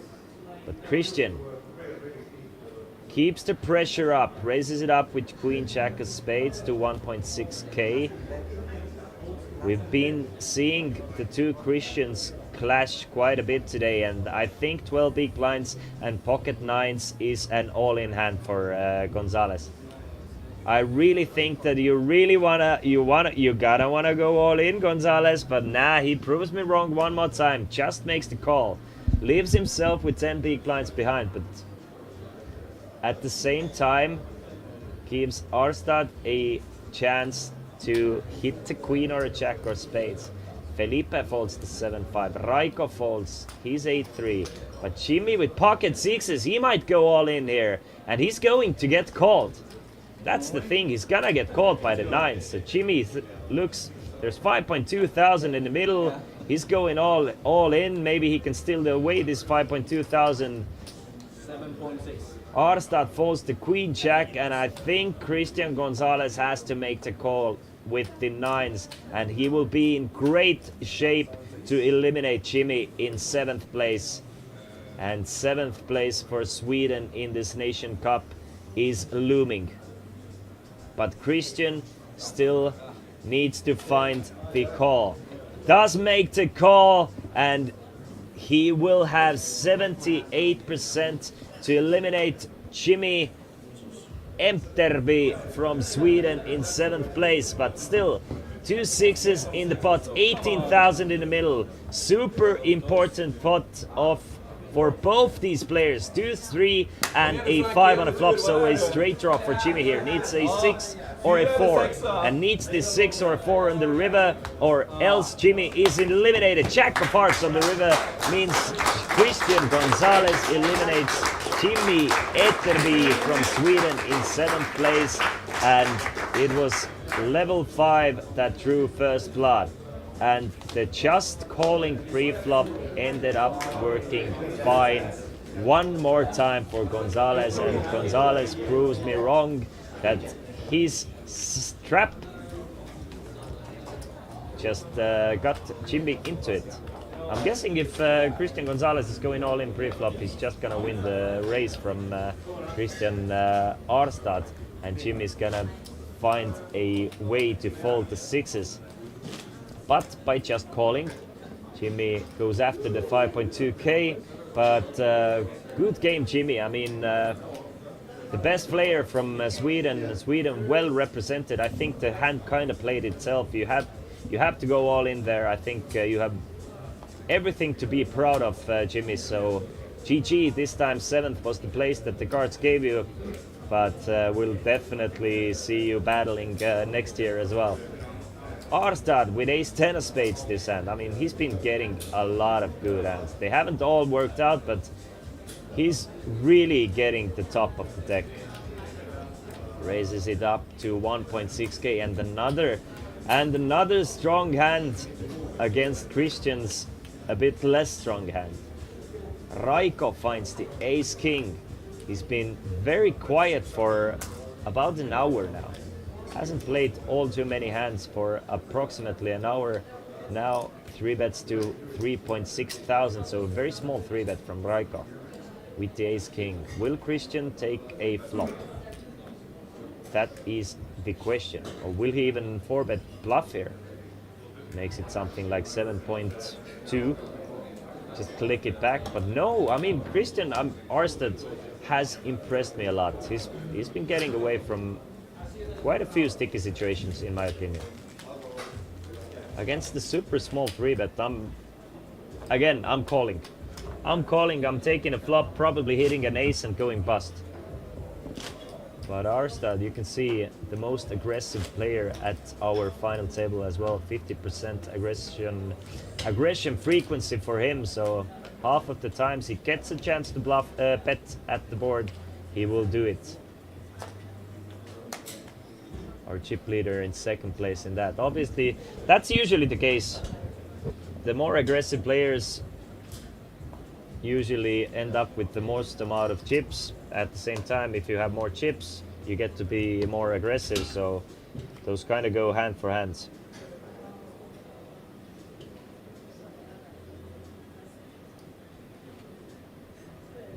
Christian Gonzalez with the king 6.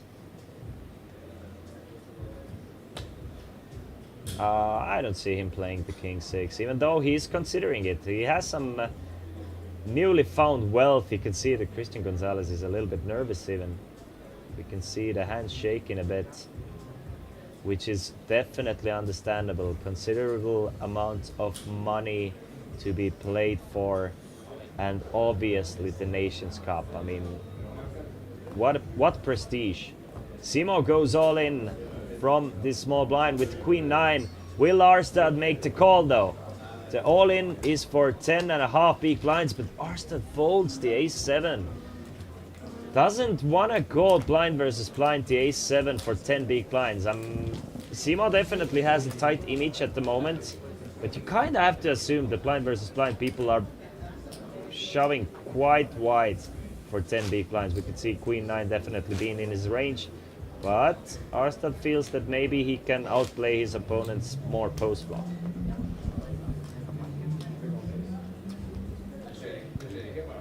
Does not want to take the risk. Maybe smartly so.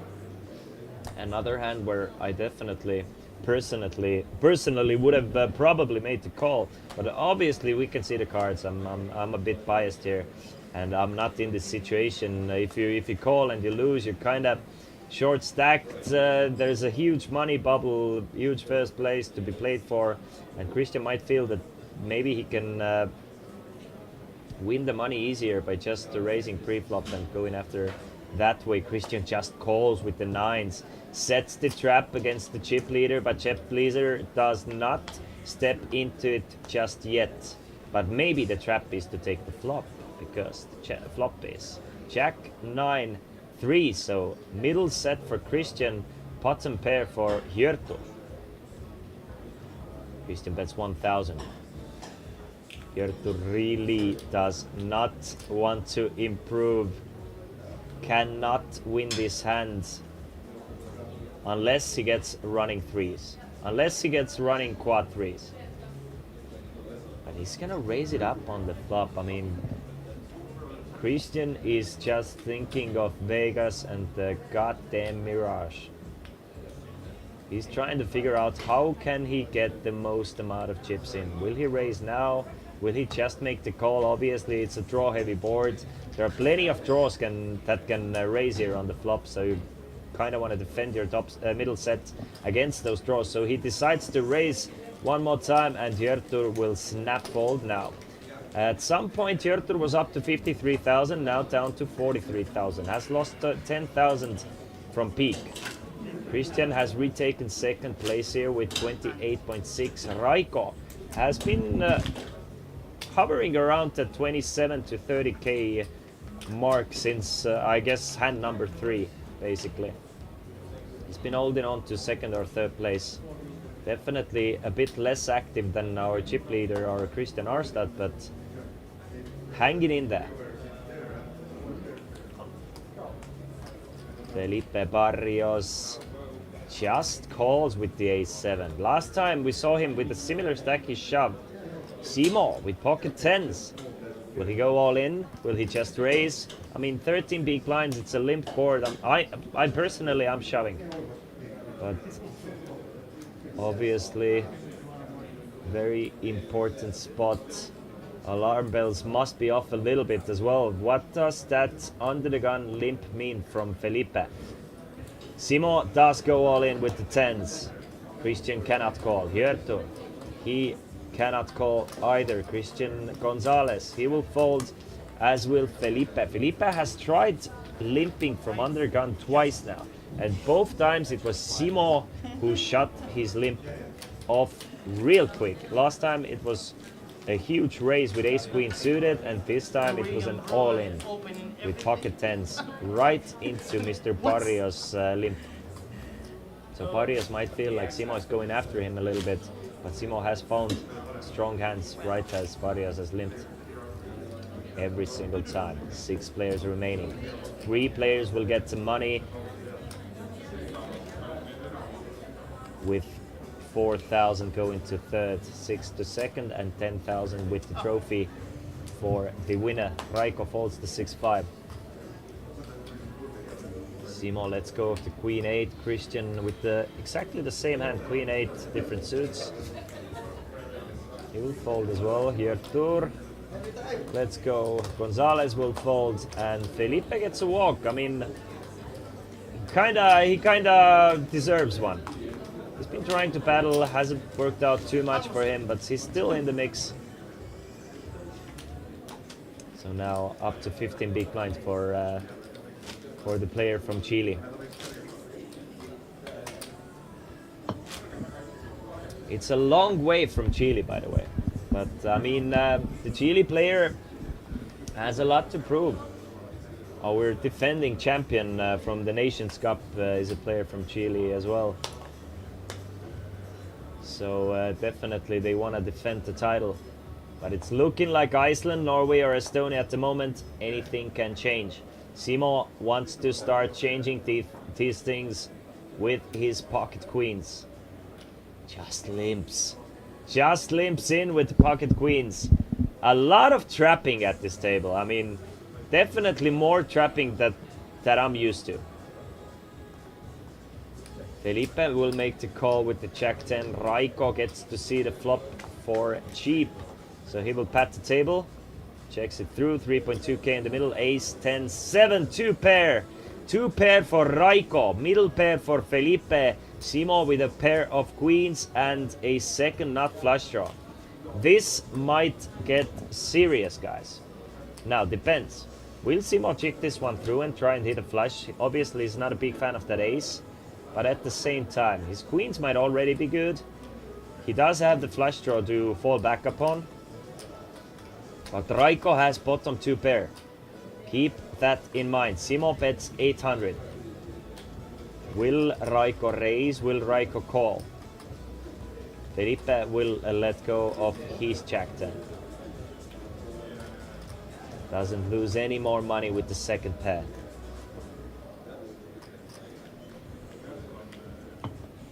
But Raiko will start the pressure now. The pressure is applied. It's a race to 4,000 and I do not want to be in Simo's shoes. What do you do here? I mean, Raiko is kinda representing 2 pair or a mate flush. Obviously he has bluffs as well, but does he? That's what Simo is trying to figure out. Does he have bluffs? Do I really have to hit my diamonds here? Or is my queens sometimes good as well? He does make the call. Leaves himself with 10 big blinds behind. 11.2 in the middle. Prime spot for Raiko to go all in here. Bets 5,000. Basically an all in. No, he goes all in. Bets 10,000. Simo makes the call with his pair of queens. And Simo is all in and at risk with 42%. He's gonna need an ace for a diamond or a queen on the river, or else Simo is eliminated, and he gets a 5 of hearts. And the Estonian Raiko Kuk eliminates Simo Ikäheimo from Finland in 6th place. Unfortunately, limping with the queens does not work out this time, and the trapper just became the trappee, and the Estonian assassin Raiko Kuk assassinates his fellow neighbor countryman Simo in 6th place. So 5 players remaining. 3 will get to the money, and Raiko is now one of the chip leaders, up to 41,000. Hjörtur still the actual chip leader with 42.6 thousand. Christian Arstad in 3rd place with 28,000. 500, guys, 500. blinds are 400 and 800. And Hjörtur will open things up with a raise to 1600. Christian folds to Jack 10. Felipe.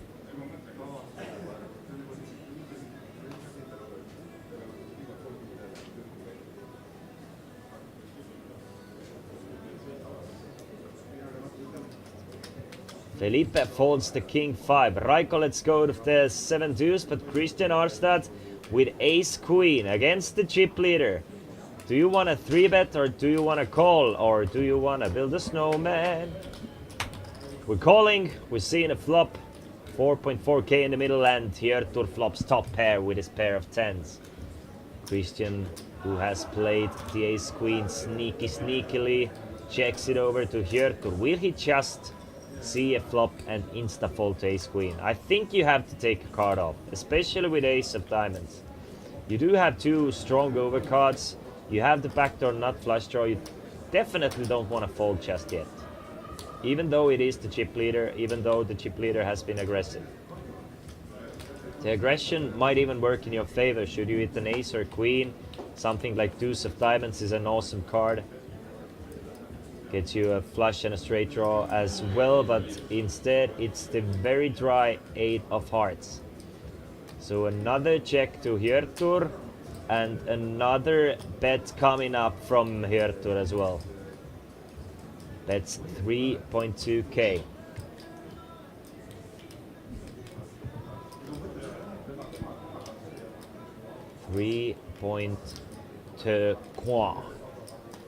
And now is the time for Christian to get rid of the ace queen. Hjörtur will show the 10 to the player, shows that he's not fooling around.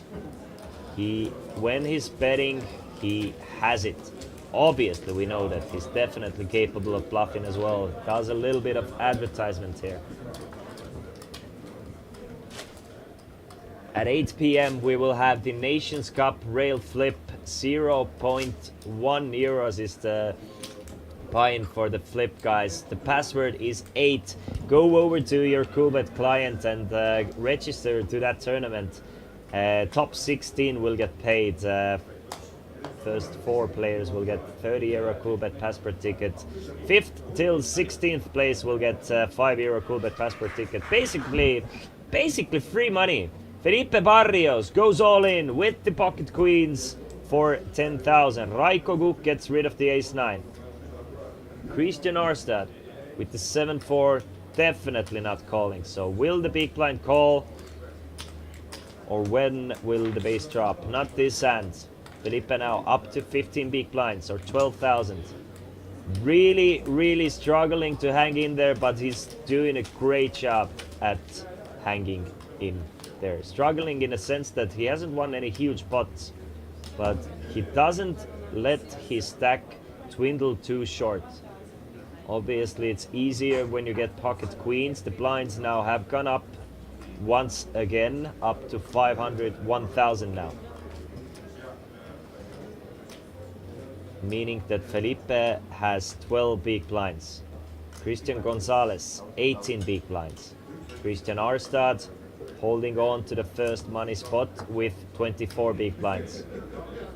Raiko has played pretty tight and solid game and just hasn't been in too much risk this whole tournament thus far. Up to 40,000. Hjörtur has been a lot more in the mix and holding on to the chip lead with 46 big blinds. Folded around to the chip leader with the ace-10 of clubs against one of the tighter players, Christian Gonzalez. He raises it up to 3.5k one more time, so he loves the 3.5x from blind versus blind situation and gets another fold from Christian. Christian has to let go of the big blind and the ante, so 2,000 every time.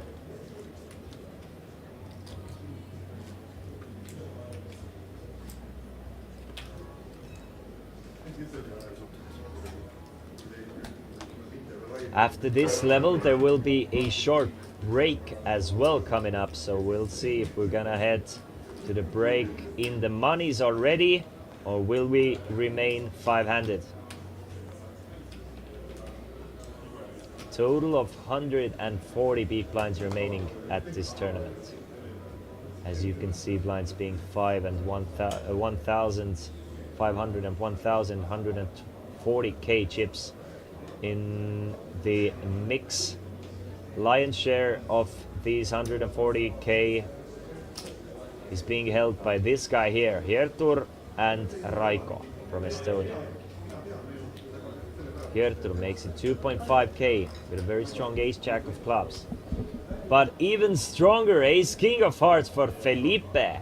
Felipe goes all in, makes the international sign language of, well, let's play for it all. He goes all in for 11k. Hiertur does make the call, and Felipe is in a great spot to double up to 23.5k here with his ace-king of hearts. Needs to hold up against Hiertur's ace-jack of clubs. Hiertur needs a few clubs or a jack, and there's 2 of them. 3 of hearts, 4 of clubs, 10 of clubs. So Hiertur needs a jack or a club, and there it is. Deuce of clubs on a turn eliminates Felipe Barrios in 5th place, and our chip leader is now up to 60,000. GG Felipe Barrios from Chile. You did everything correctly. You got it in with the best of it. Unfortunately, the gods weren't in your favor this tournament, but a fantastic result of 5th place for Felipe. And it was awesome to watch you play, and I can't wait to see you in another featured table coming up in this Coolbet Open. We will have 4 days of poker coverage from for you guys from different tournaments. We will have Hold'em, we will have Omaha, we will have the main event, everything you need. We will have for you guys. So if you're watching us from Facebook, you can definitely press that follow button. If you're watching us from YouTube, you can definitely press that subscribe button here. We are in the money bubble, guys. 4th place gets €0. 3rd place gets 4,000 euros. So quite a large of bubble here. We will see. Will the players really tighten up during the bubble, or will some of the players really start to abuse this one? Because none of these guys want to be the next one out. Should be a perfect situation for our chip leader to start applying pressure here, but instead it's Christian Gonzalez who raises it up to 2,000 from the from the button, and Raiko has to fold to 7-4. So Christian Gonzalez has switched in another gear here. Has been playing quite tight up until this point, and now feels that maybe this is the time to get dividends on this image.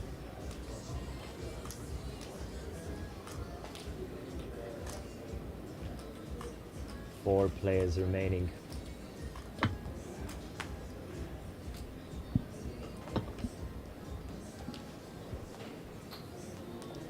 Christian Gonzalez with the shortest stack, but still very playable 18 big blinds. Hiertur has almost half the chips, has approximately 45% of the chips, and 9-7 of clubs. He will come in with a raise. Love to see that. Christian G folds, Raiko folds, Christian A, Queen 5 against the chip leader. Doesn't seem too hot of a situation, so he will fold. And I expect this to happen quite a bit more here. The chip leader to come in with a raise and kinda abuse the bubble. Hiertur, perfect spot to abuse the bubble actually.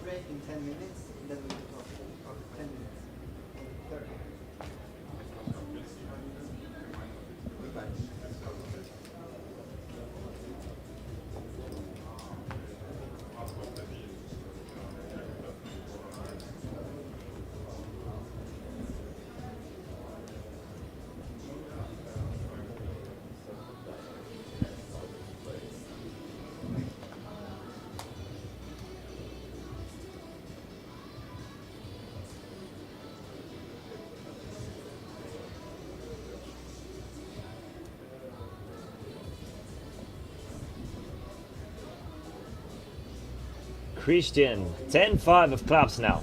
He will fold. Raiko. Will this be the time Raiko will roar with 4-5? So he's playing poker, guys. He's not playing the cards. He's playing the position. From the button, kinda knows that he's only shown down very strong hands. Can go after those blinds and antes, and that's kind of awesome to see because he's raising into the chip leader's big blind. Still isn't too afraid to play the button aggressively.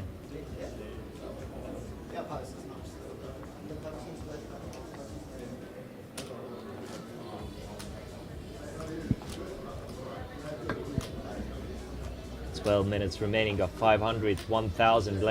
Next level will be 500, 1.5k already. So 3k in the middle from the big blinds every single round, and the rounds will go by quickly. 20,000 euros will be divided between those 4 players. One of them will get nothing, which is the hurtful part, isn't it? Raiko folds the 8-4. Can't really see what Mr. Christian Arstad has at the moment, but whatever it is, it's good enough for a raise to 2.2k. It's pocket sevens for Arstad. Hjörtur will fold. Christian Gonzalez. These two guys have played quite a bit against each other today. Queen 9 of spades. Should be good enough to take a flop here. Should be. Obviously with the money bubble it's a bit different all the time. He will make the call. 14,000 left behind for Christian Gonzalez, who flops the straight. Jack 10 8. This is the flop dreams are made of. Unfortunately for him, it's 3 overcards for Christian's pair. But still, what a sick flop for Christian Gonzalez. Arstad with a cut shot straight draw himself with his pair of sevens. Gonzalez checks it over to Christian Arstad, who will check back. 9 of hearts on a turn. What a card. Christian Gonzalez now with queen high straight. Christian Arstad with a jack high straight. Obviously Arstad must know that he's losing to any queen, but still he does have the straight. He can definitely get value from 2 pair type of hands, hands like 8-10, 8-9, 10-9, Jack-10, Jack-9, all of those cards, as well as sometimes from hands like King-Jack, etc. Arstad bets 2.1k. Christian Gonzalez kinda hates the 9. He doesn't know that it was actually the perfect card for Christian Gonzalez to get paid. I don't think Arstad is losing any more money unless that 9 comes and gives him a straight. Gonzalez makes the call, and look at that river. What a sick run out for Christian Gonzalez. Now both players with a queen eye straight after flopping the absolute nuts on a 3-colored board.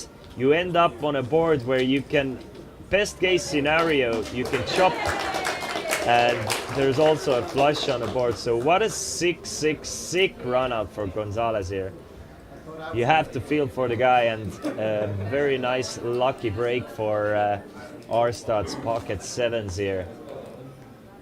Ends up actually making money in this spot because they will divide the ante that Mr. Gonzalez paid.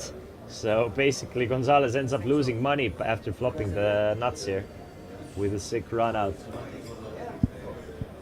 But it is what it is. The two Christians battling it out at the moment for the 3rd place, and it's up to Raiko and Hjörtur to really take advantage of the situation here. Try and apply maximum pressure to the Christians. 8 minutes remaining. Here in the Nations Cup final, players played the qualifying rounds from April to June this year in Coolbet Poker Client. And here they are. Probably one of the most important tournaments for all these guys, if not the most important one. Obviously, Christian Arstad, two-time runner-up for the Norwegian National Championships. But, I mean, this is basically the champion of the world coming up here. Gonzalez folds Jack 4, Raiko folds the 5 deuce. No, sorry, Raiko gets a walk with the 5 deuce.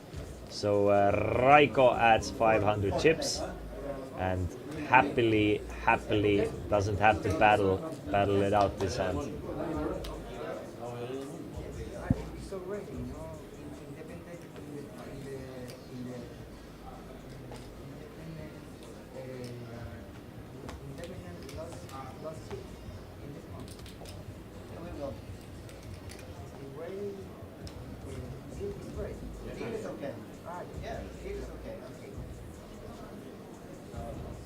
Still four-handed. Hjörtur, our chip leader with pocket threes. I want to see you raise, and I want to see you raise now. Hjörtur, thank you. Thank you for making my dreams come true. He will raise it up to 2.3k. Gets rid of Christian Gonzalez. Raiko Cook with the 9-5. He will fold as well. Will Christian Arstad defend with 9-8 though? I mean, usually you definitely want to defend the 9-8, but at the same time you kind of...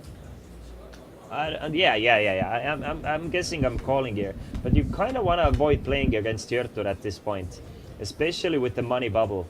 But there you go, 10, 8, and a 3. Hjörtur with the bottom set, and Christian with a middle pair and a backdoor straight draw.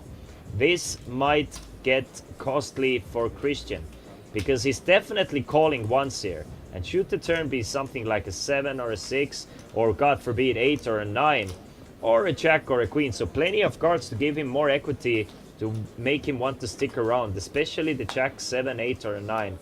There it is. There's the 7 of clubs on the turn. I don't see Christian folding the turn either. I mean, it might even go in on the turn. 10.5k in the middle. Christian has 17 big blinds behind.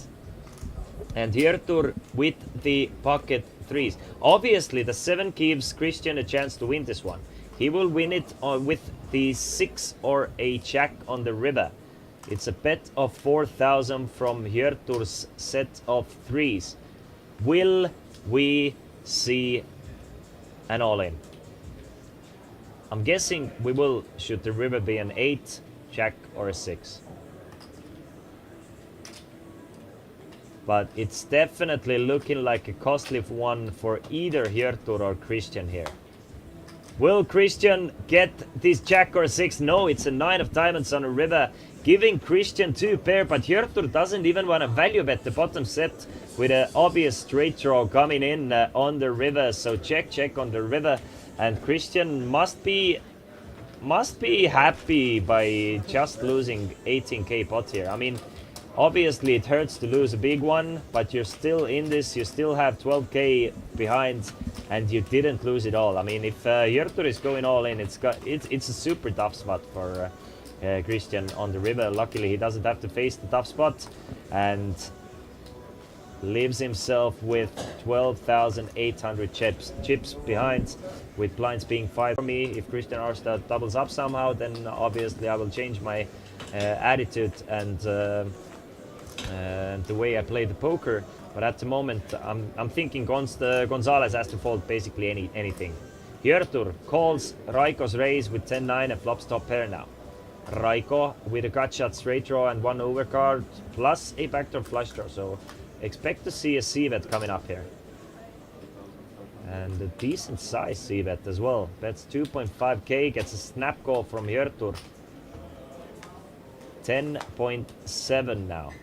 Raiko gets a 4 of hearts on a turn, so now with a queen high flush draw, Hjörtur checks it over to Raiko. Will Raiko go for one more bullet, or will he try and realize his equity? Yeah, checks behind real quick and gets the queen on the river. So we can see that Raiko is gonna win this nice pot here. Will he go for value as well? I mean, Hjörtur has played this hand like he has something like a 10 or an 8. So if I'm Raiko, I'm probably going after it. Maybe betting something like half a pot, something like 5.5k, 5k. We'll see. Raiko seems to agree with me here. Thinks he doesn't have to bet this much, goes for 3.1 thousand, which will get called from Hjörtur, and Raiko, the hometown hero, gets another nice pot, now up to 50,000 in chips. Hjörtur and Raiko have really separated themselves from the other two players. I mean, you have to figure that one of those two guys is going to win this one, but obviously this being no limit hold'em, anything can change at any time. Should Gonzalez double up against Hjörtur, he will be up to, let's say, 35,000. Hjörtur will be down to 45,000, so it's all even basically. But Hjörtur and Raiko, Iceland and Estonia are looking good in this Nations Cup final. Norway is still in it, Chile is still in it. Maybe the final hand before going on a short break. Four-handed, 7 players started. We have already lost Jimmy Emterby in 7th place from Sweden. Felipe Barrios finished in 5th place from Chile, and Severi Ikäheimo from Finland was our 6th place finisher. Great showings from these guys. It's always an absolute treasure to represent your own country. But you know, poker being a skill game with a luck element, sometimes luck isn't on your side, and it wasn't for these 3 guys. Hjörtur, 6-5, bottom pair, good enough for a 1.5k bet. Christian Gonzalez makes a call with his ace-7 middle pair. 4 of hearts. Now I really want to see Hjörtur apply pressure here. Really go after Christian with his middle pair and an open ender, but no, he will check it over to Christian Gonzalez, who is contemplating a bet.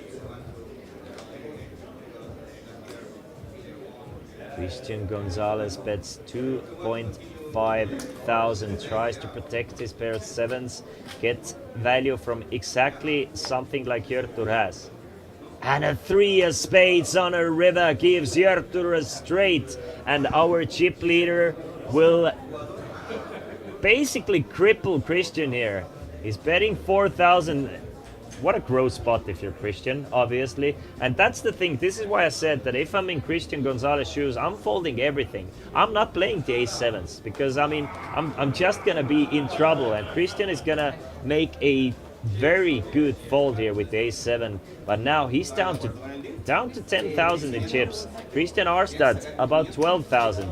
Once we come back from the break, these players will have 7 or 8 big blinds. 4th place will get 0 euros. 3rd place gets 4,000 euros. Obviously, the winner takes home 10,000 euros. We're gonna go on a break for 15 minutes. Don't go anywhere far. Let's see who will be crowned the Nations Cup winner once we come back. See you guys.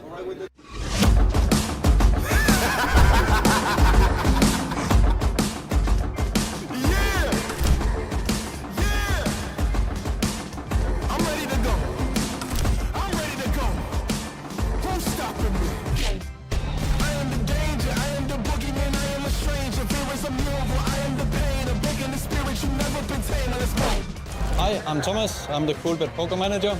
We're back here in Tallinn for the 7th edition of Coolbet Open. We're very excited to see you all. Welcome. My name is Anders Burget. I'm the head of gaming operations in Bombay Club and also Chesterfield Poker Club. Now, I wanted to thank Coolbet for choosing us as their next base. Thank you for coming back to Estonia. Good luck, everyone. Welcome to Tallinn, Coolbet Open 2024, official open. See you soon.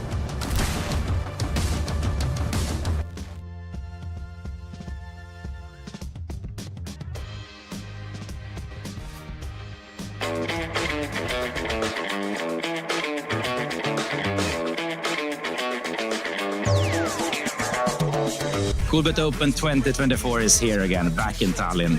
Yesterday, what a day. We had the Coolbet Open warm-up full house. We of course played shuffleboard. We had a lesson with Joakim showing the tricks, how to play. A very, very fun bar game, but also quite competitive. Friends, new and old, met, enjoyed the day. And of course there were some poker actions. We had a warm-up tournament, and today the real thing starts. Main event, day 1A. We have Nations Cup coming up, and of course, I think 6 or 7 side events at a full Chesterfield and Nordic Hotel Forum. If you haven't yet got your flight ticket, buy it now. We have 6 days of poker ahead. Welcome to Coolbet Open 2024.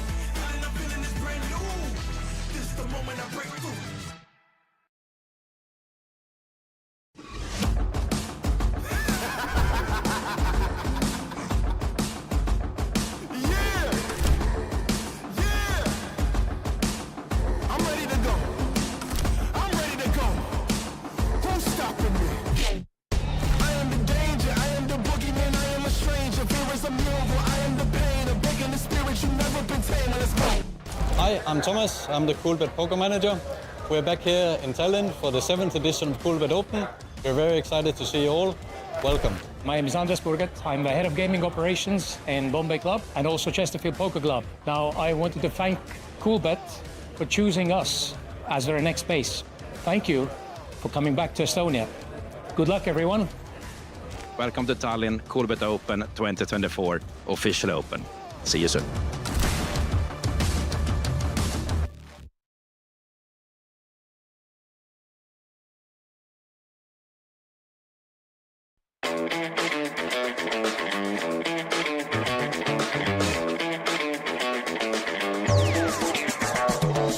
Coolbet Open 2024 is here again, back in Tallinn.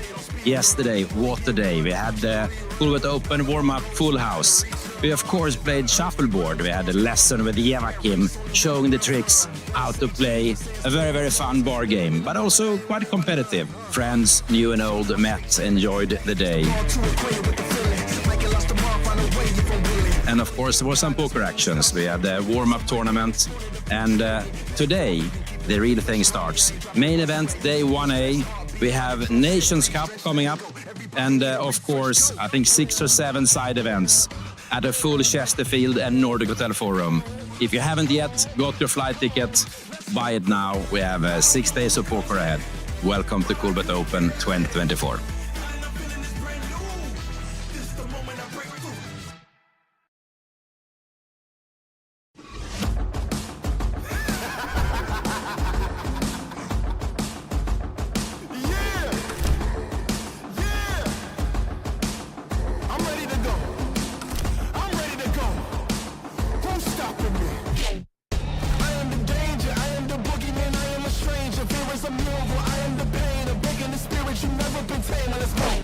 Hi, I'm Thomas. I'm the Coolbet Poker Manager. We're back here in Tallinn for the 7th edition of Coolbet Open. We're very excited to see you all. Welcome. My name is Andres Burget. I'm the head of gaming operations in Bombay Club and also Chesterfield Poker Club. Now, I wanted to thank Coolbet for choosing us as their next base. Thank you for coming back to Estonia. Good luck, everyone. Welcome to Tallinn, Coolbet Open 2024, official open. See you soon.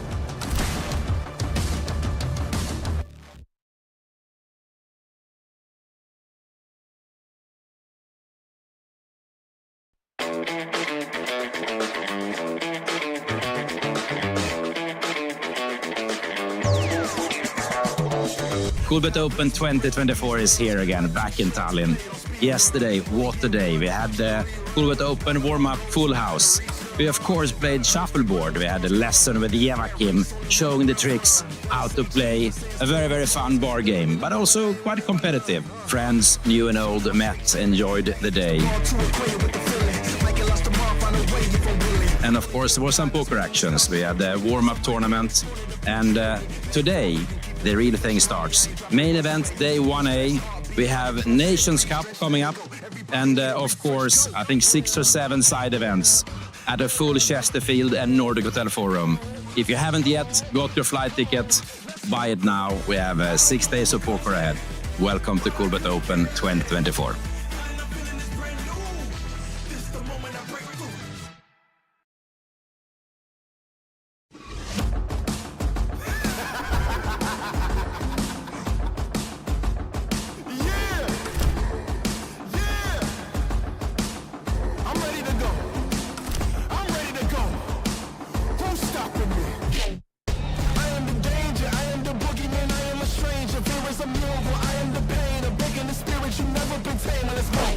Hi, I'm Thomas. I'm the Coolbet Poker Manager. We're back here in Tallinn for the 7th edition of Coolbet Open. We're very excited to see you all. Welcome. My name is Andres Burget. I'm the head of gaming operations in Bombay Club and also Chesterfield Poker Club. Now, I wanted to thank Coolbet for choosing us as their next base. Thank you for coming back to Estonia. Good luck, everyone. Welcome to Tallinn, Coolbet Open 2024, official open. See you soon.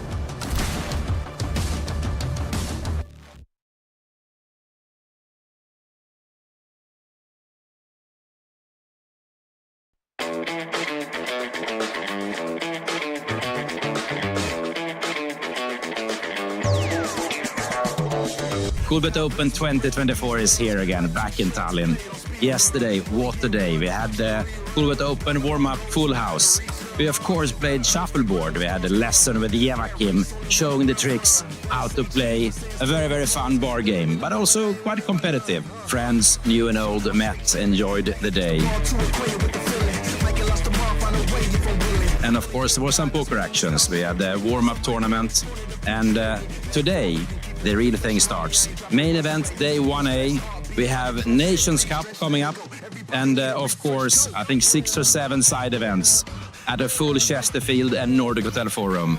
If you haven't yet got your flight ticket, buy it now. We have 6 days of poker ahead. Welcome to Coolbet Open 2024.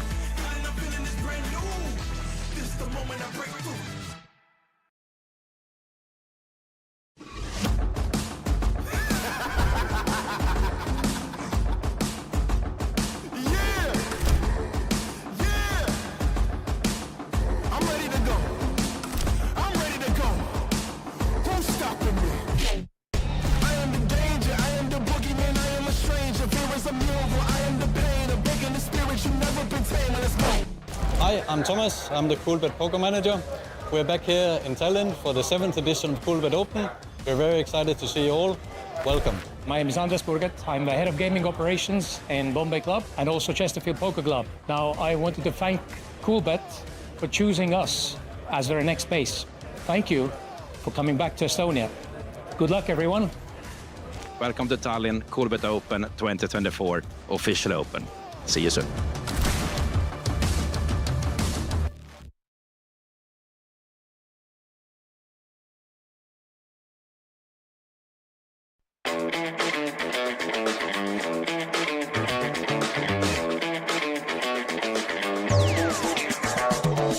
Coolbet Open 2024 is here again, back in Tallinn. Yesterday, what a day. We had the Coolbet Open warm-up full house. We of course played shuffleboard. We had a lesson with Joakim showing the tricks, how to play. A very, very fun bar game, but also quite competitive. Friends, new and old, met, enjoyed the day. And of course, there were some poker actions. We had the warm-up tournament. And today, the real thing starts. Main event, day 1A. We have Nations Cup coming up.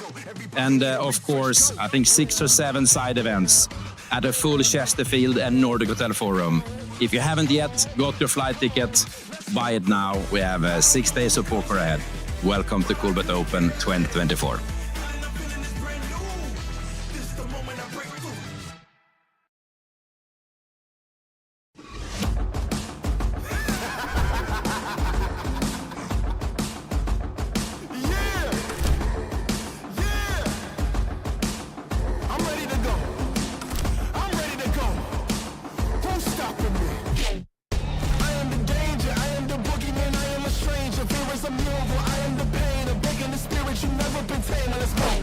Hi, I'm Thomas. I'm the Coolbet Poker Manager.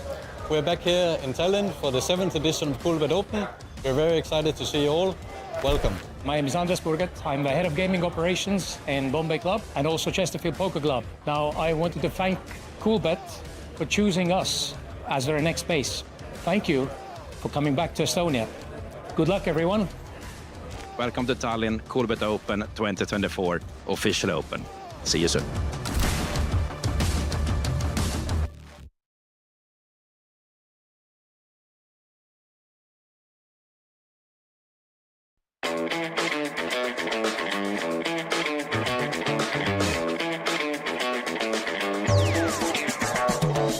Coolbet Open 2024 is here again, back in Tallinn. Yesterday, what a day. We had the Coolbet Open warm-up full house.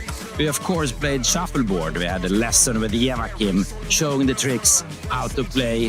A very, very fun bar game, but also quite competitive. Friends, new and old, met, enjoyed the day. And of course there were some poker actions. We had the warm-up tournament, and today the real thing starts. Main event, day 1A. We have Nations Cup coming up, and of course, I think 6 or 7 side events at a full Chesterfield and Nordic Hotel Forum. If you haven't yet got your flight ticket, buy it now. We have 6 days of poker ahead. Welcome to Coolbet Open 2024.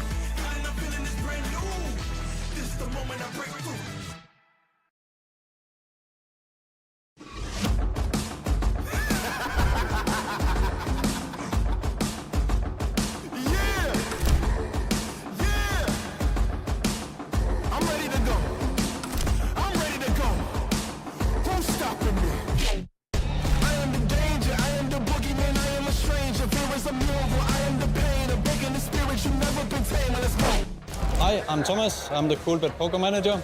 We're back here in Tallinn for the 7th edition of Coolbet Open. We're very excited to see you all. Welcome. My name is Anders Burget. I'm the head of gaming operations in Bombay Club and also Chesterfield Poker Club. Now, I wanted to thank Coolbet for choosing us as their next base. Thank you for coming back to Estonia. Good luck, everyone. Welcome to Tallinn, Coolbet Open 2024, official open. See you soon.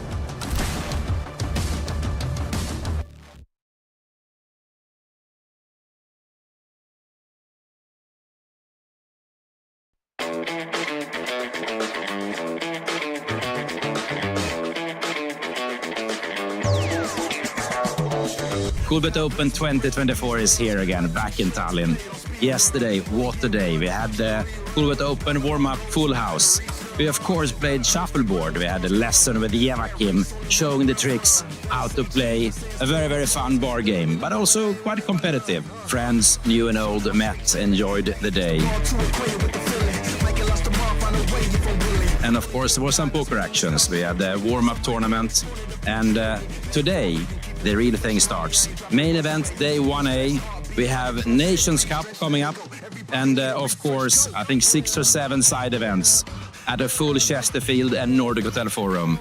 If you haven't yet got your flight ticket, buy it now. We have 6 days of poker ahead. Welcome to Coolbet Open 2024.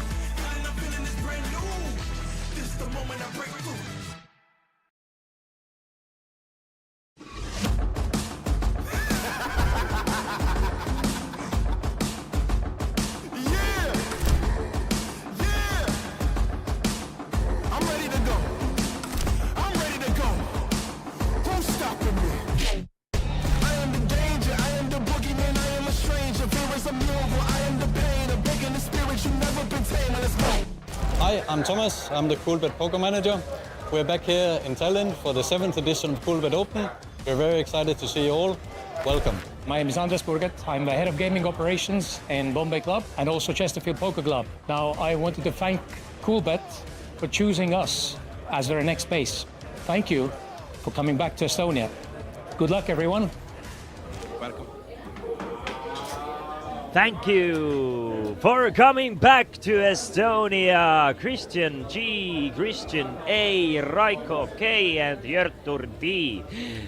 Good luck to you guys from me as well. We are back with the Nations Cup final table. 4 players remaining, and 3 of them will get paid, and 1 of them will be crowned the Nations Cup winner.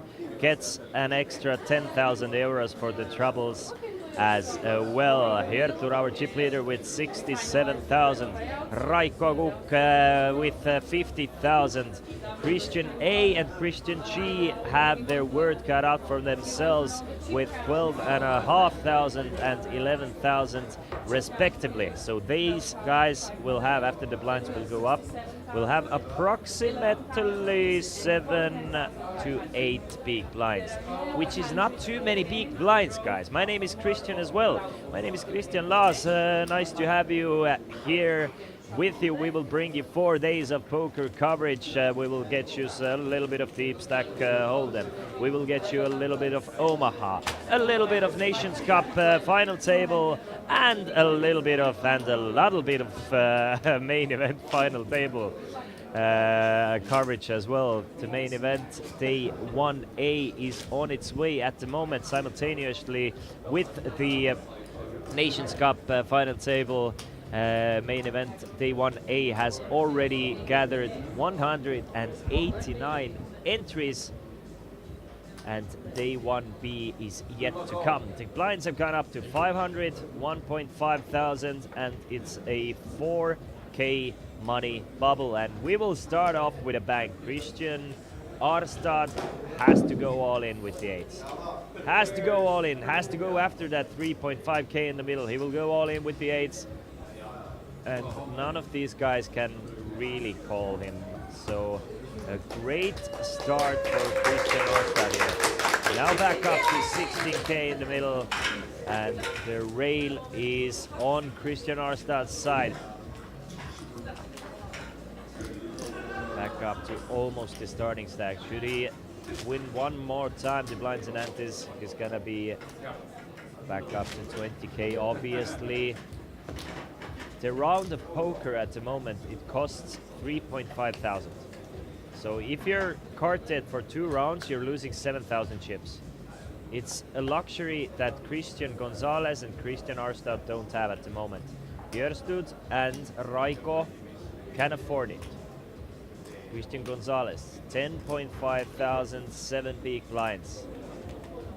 Really thinking it through with the Queen 7 of spades, but waits for a better spot. Raiko, he will make the call from the small blind against Christian Arstad.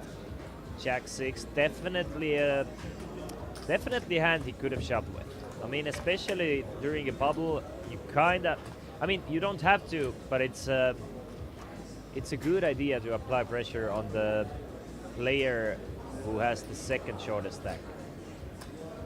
Because the guy who has the shortest stack, obviously he needs to make a move at some point, and the second shortest stack really has a lot to lose by going all in.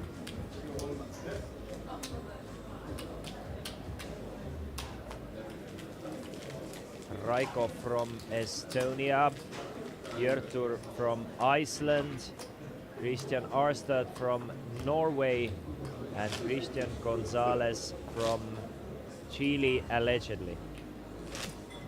Hendon Mob says Argentina, but allegedly.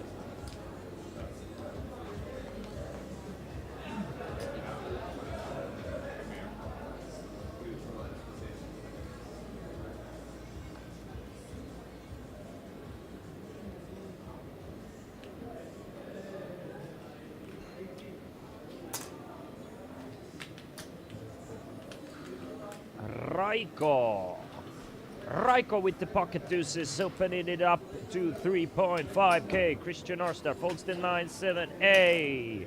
Björtur gets rid of his 6-5. And Raiko gets 3.5K in the middle.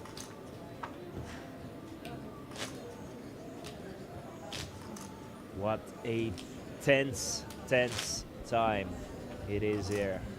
I mean, if you made it, you made it. I mean, some of these guys have come here from Latin America.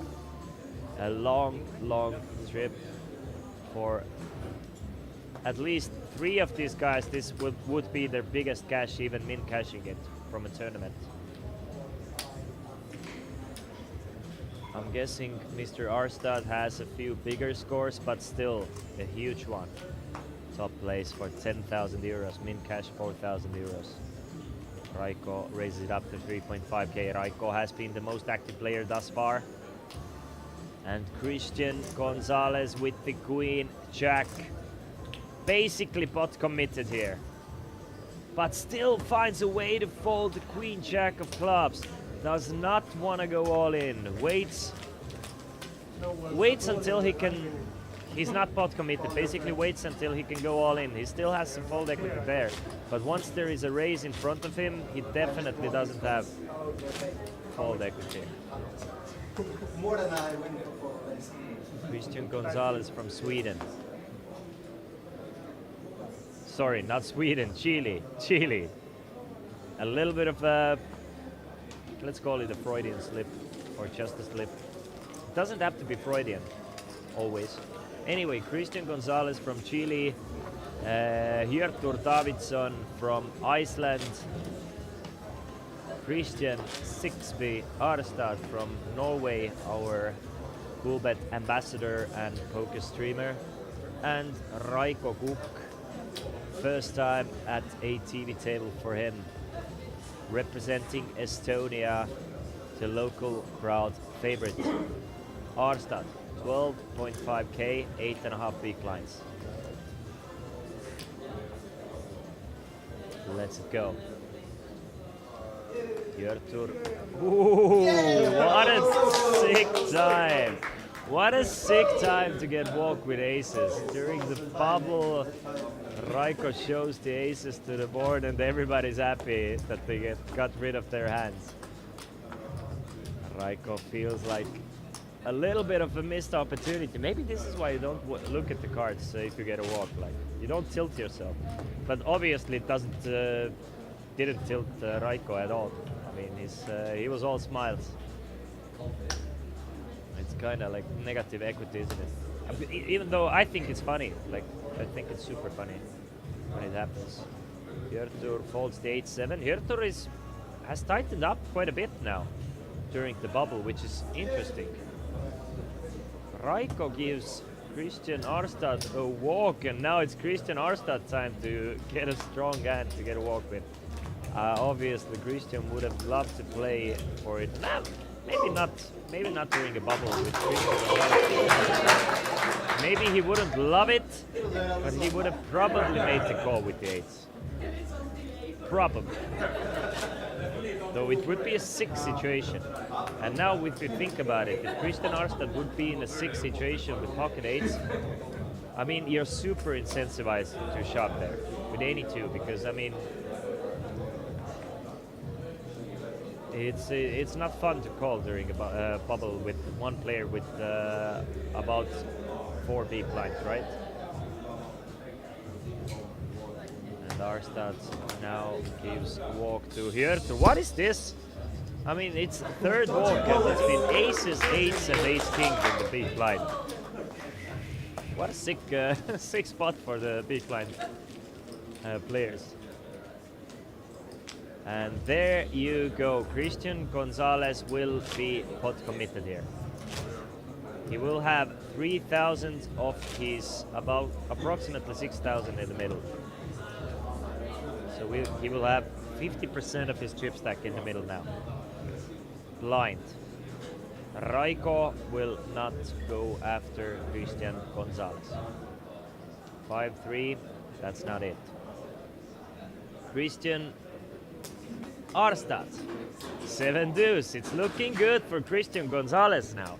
Just one more player to get rid of, but Hjörtur finds the ace, he's gonna go all in. And Christian Gonzalez folds.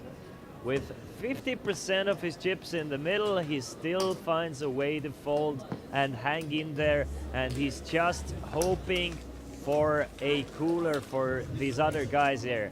That maybe somebody finds something like, I don't know, ace queen and goes all in with it, and the other guy finds kings, and then he will sneak into the money, but it's looking grim for Christian Gonzalez.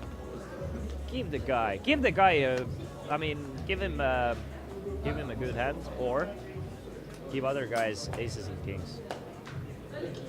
Let Mr. Gonzalez make it to the money. I'm rooting for you, Mr. Chile.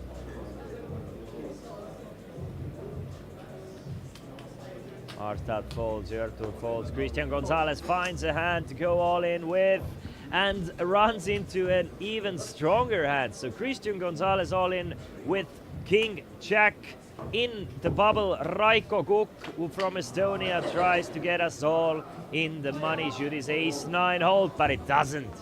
2 jacks on a flop gives Christian Gonzalez trips, and he will double up to 9.5 thousand. Back in it. And we're not in the money, and that's... I'm guessing Christian Arstad must be gutted here. He's like, he would have made 4,000 euros had Raiko's ace-9 held up, but nope. It's Christian Gonzalez doubling up and now closing the gap between Arstad and Gonzalez. Nice. Kind of awesome. I mean, we're still playing Bubble. We can see that Christian Gonzalez can be very patient with picking his spots. And it's not great news for Arstad as well, because he still has to wait out Gonzalez. Yertur with pocket sixes. He will raise it up to 3.5k. Gets rid of Gonzalez, gets rid of one more player, but Arstad finds the pocket eights. Goes all in for 11,000. Yertur will definitely call the sixes, and another great chance for the short stack to double up. Chip leader Yertur with pocket sixes. Christian from the short stack with pocket eights. 24,000 in the middle.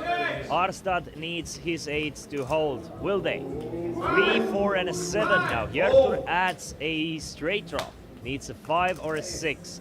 And needs a 5 or 6 on the river to eliminate Christian Arstad. Doesn't get it. Christian Arstad doubles up to 24,000, and our chip leader loses his very important for Christian Arstad here, and basically for everybody. I mean, again, to the bad beat come, we're all in the money. Christian Gonzalez now feeling a little bit sick, because he had 20% chance to guarantee himself at least 4,000 euros, and now he's the lone short stack. Now you really, pretty much you can't wait it out. You have to double up once. You have to put it in, or you have to pick up the blinds and antes.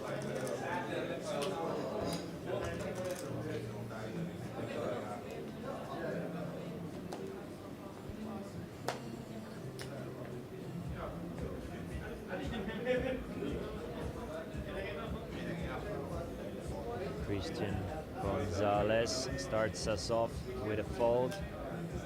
Raiko with 6-3. You raise it up to 3.5k. Got to love the fact that Raiko has taken the task of a bubble bully here. He's raising his buttons very aggressively, and Yertur has basically given up the chip lead now. Raiko up to 54, Yertur down to 53. Still great stacks.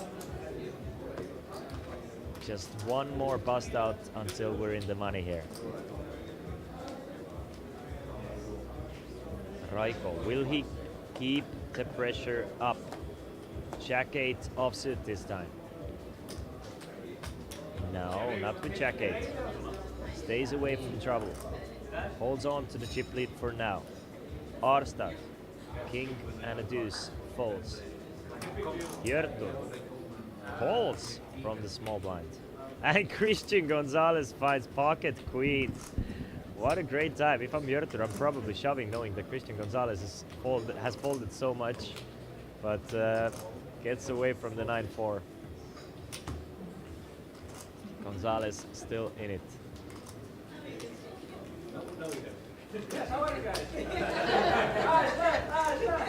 And the players during the break, by the way, just an information as well. Players are actually all in the money, because top 3 players will each give the 4th place finisher 500 euros. So 4th place finisher will get 1,500 euros. 3rd place will get 3,500, 2nd place 5,500, and 1st place 9,500 euros. So the deal has been made for the 4th place finisher. Thank you for that information. Our lovely TV crew feeding us information 24/7, so you guys are up to date what's going on at the table and behind the scenes. Raiko gets a walk. Adds to his slight chip lead here. Are level 7 and level 8 exactly the same? Is it possible? I guess it is. I'm thinking level 7 and level 8 are exact. No, small blind will raise. Sorry, my bad. My bad. Next level will be 1000, 1.5. Now it's 500, 1.5. So a slight increase this time. Obviously, the players are quite short stacked themselves. Raiko will complete the small blind with the Jack 8. Runs into Arstad's King Queen. King Queen. Now it's a decision time for Arstad. Will he play for it all? Will he raise, or will he play it safe and check it back? He will play for it all. He will seize the opportunity to apply pressure. Raiko's probably gonna raise his stronger hands here.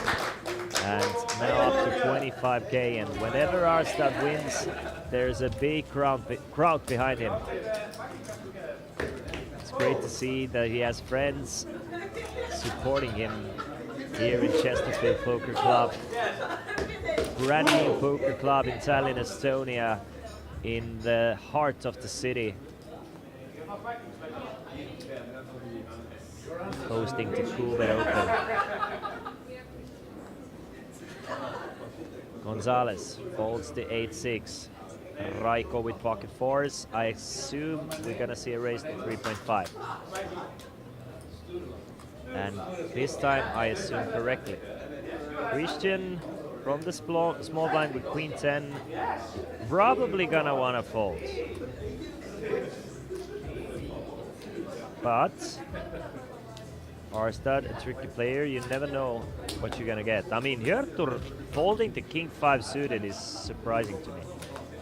I would have expected Hjörtur to defend the big blind with the suited King, but not this time. Wants to stay away from Raiko. I'm guessing Raiko has built up a little bit of an image, at least in Hjörtur's eyes. Hjörtur is really trying to stay away from Raiko.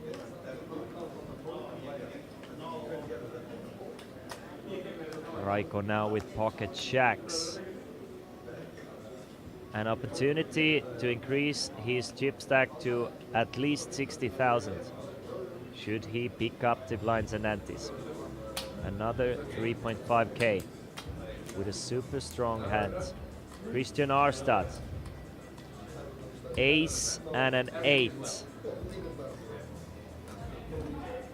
It might even be an all-in hand. Obviously, we're not sure. But Arstad gets away from the ace. Gonzalez with a strong King 10 suited.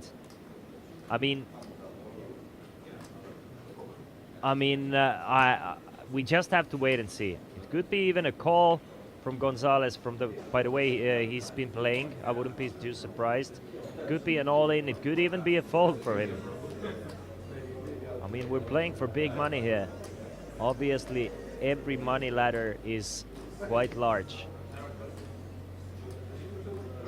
None of these guys are gonna go home empty-handed. They've guaranteed themselves at least 1,500 euros.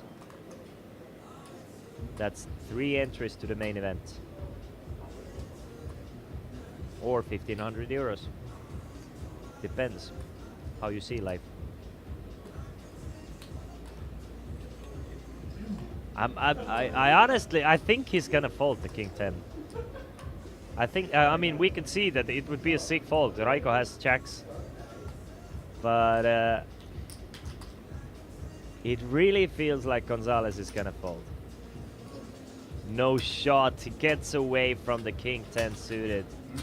Gets away from the King 10 suited, and he's a wizard, Harry. Christian Gonzalez is a wizard this hand. Still with 7.5k.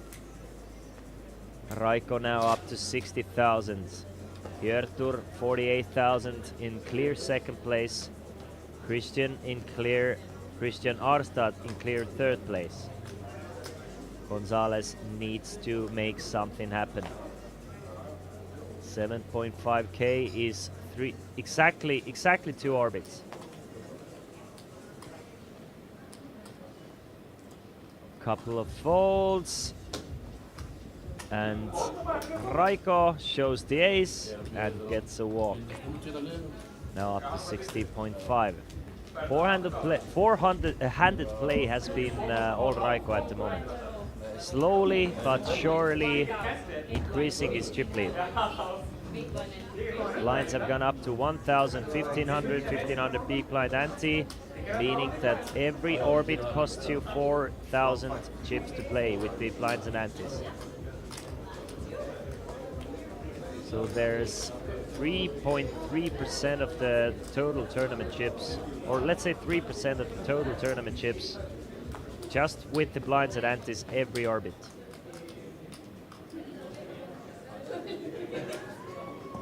So every time you go after the blinds and antes, you get a lot, should you win it. Hjörtur folds the king 5.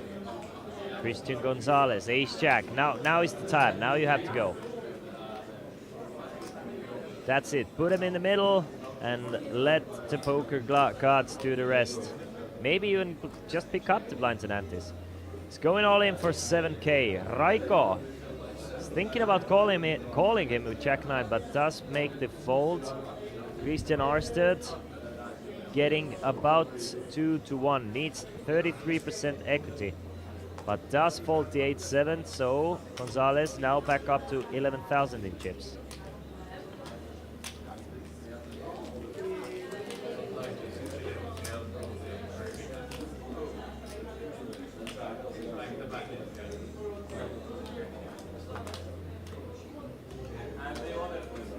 Will Raiko and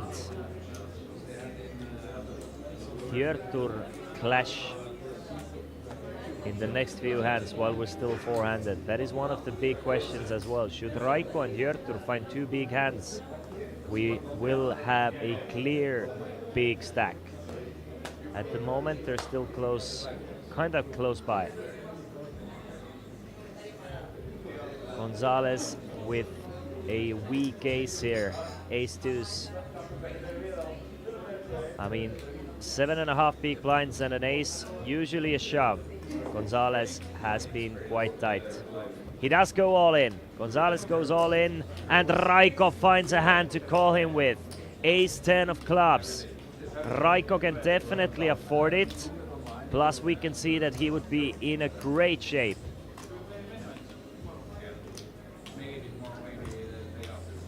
Let's see if Raiko makes the call. Still 2 players to act behind him as well. But I'm guessing you kind of have to call here with the ace-10 of clubs. You can't give your opponent this much respect. 4-handed, 7.5 big blinds. Christian Gonzalez's range should be quite wide. Should be. They mostly come at night. Mostly. Is Raiko coming from the darkness? Yes, he is. Raiko makes the call, so Christian Gonzalez is gonna be in dire straits with his ace-2s against Raiko's ace-10. This, obviously they're gonna split this one every now and then, but we can see Christian Gonzalez is gonna need a lot of spades, a lot of diamonds, or a deuce. Let's see the flop. 26,000 in the middle for Christian Gonzalez to get back in it, and that's it. Double den and a 7 seals the deal. Christian Gonzalez has finished the Nations Cup in 4th place, meaning we are down to 3 with Raiko Cook from Estonia with more than 50% of the total chip stack. 74,000. Christian Gonzalez takes home 1,500 euros for 4th place, and everybody has now guaranteed themselves at least 3,500 euros. At least 3,500 euros, but we're playing for the title and we're playing for 9,500 euros, and it's gonna be either Raiko Cook from Estonia, Hjörtur Davidsson from Iceland, or Christian Astrad from Norway. We're gonna go on a short 5-minute break, and once we come back, we're gonna crown the champion. Don't go anywhere far. Tallinn Coolbet Open 2024 official open. See you soon.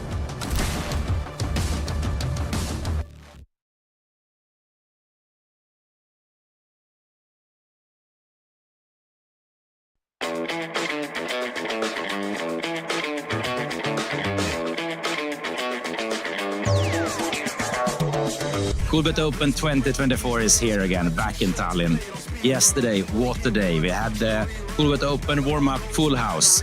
We of course played shuffleboard. We had a lesson with Joakim showing the tricks, how to play a very, very fun bar game, but also quite competitive. Friends, new and old, met, enjoyed the day. And of course, there were some poker actions. We had the warm-up tournament, and today, the real thing starts. Main event, day 1A. We have Nations Cup coming up, and of course, I think 6 or 7 side events at a full Chesterfield and Nordic Hotel Forum. If you haven't yet got your flight ticket, buy it now. We have 6 days of poker ahead. Welcome to Coolbet Open 2024.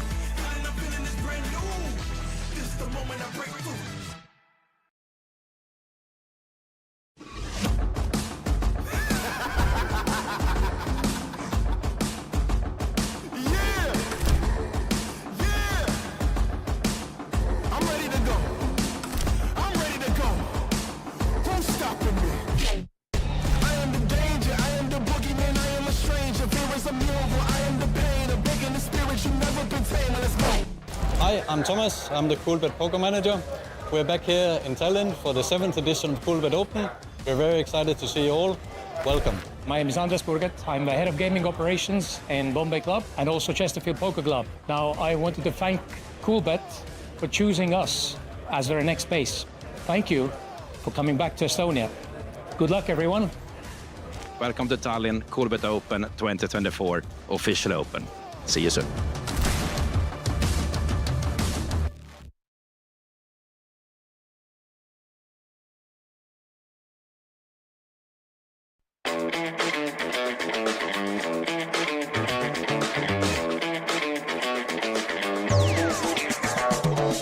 Coolbet Open 2024 is here again, back in Tallinn.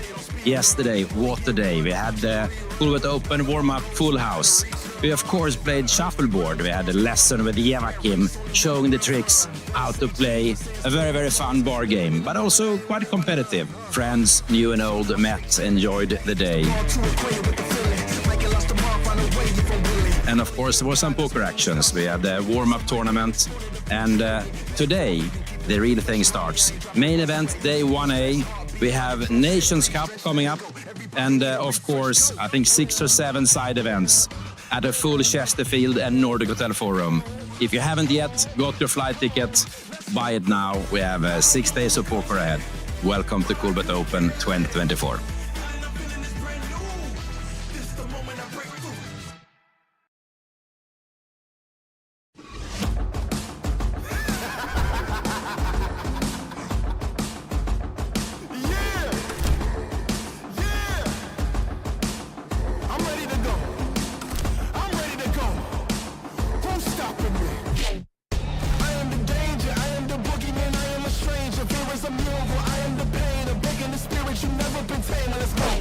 Hi, I'm Thomas. I'm the Coolbet Poker Manager.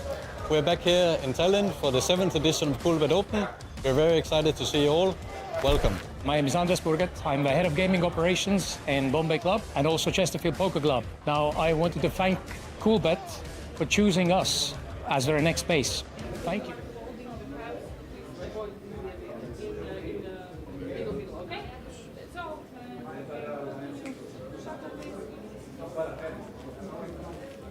We are very excited to see you all indeed, and we are very excited to see who will be crowned the champion of the Nations Cup. It's going to be either Raiko Kukk from Estonia, not Sweden, Hjörtur Davidsson from Iceland, not Chile, and Christian Arstad from Norway. So it's gonna be either Norway, Chile, or Norway, Iceland or Estonia who will be crowned the Nations Cup winner. Everybody has guaranteed themselves 3,500 euros. This is Coolbet Open. 4 days of action-packed coverage coming for you guys. And today will be the Nations Cup winner crowned. My name is Christian Laas. Welcome, welcome, welcome. It's Raiko Kukk from Estonia with the chip lead with about 75,000 or 55% of the total tournament chips in play. Second place is held by Hjörtur Davidsson from Iceland with about 45,000, and Christian Arstad, the Coolbet poker ambassador and a poker streamer from Norway, in third place with about 25,000. Blinds are 1,000, 1,500. Good luck, guys, and may the best man win. Hjörtur starts things off with 10-7 from the button. Obviously, you want to be super aggressive from the button, but Hjörtur has really tightened up ever since we've reached four-handed play. He was running over the table at first, but now has really tightened up. So hasn't played super aggressively. Raiko, though, he's going after every single pot and goes after another one with Queen 3 of spades, hearts, excuse me, now up to almost 80,000. Who will match Raiko, or will the guys just roll over and let Raiko run over this table? Hjörtur is asking for a little bit of change, changes the 5k chips into a couple of 1ks and a couple of 500s, so he can effortlessly put in a few blinds and antes here.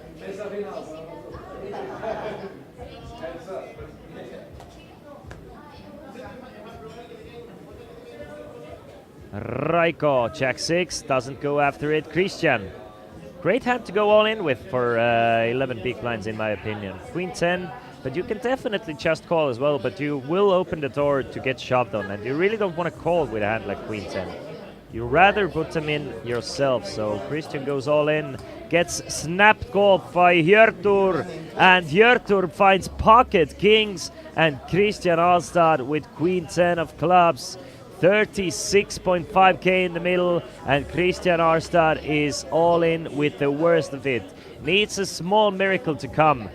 8, 9 and a 5 keeps the door open. Now needs a jack or running clubs. Now 7 would also help him. Christian Arstad gets the jack on the river.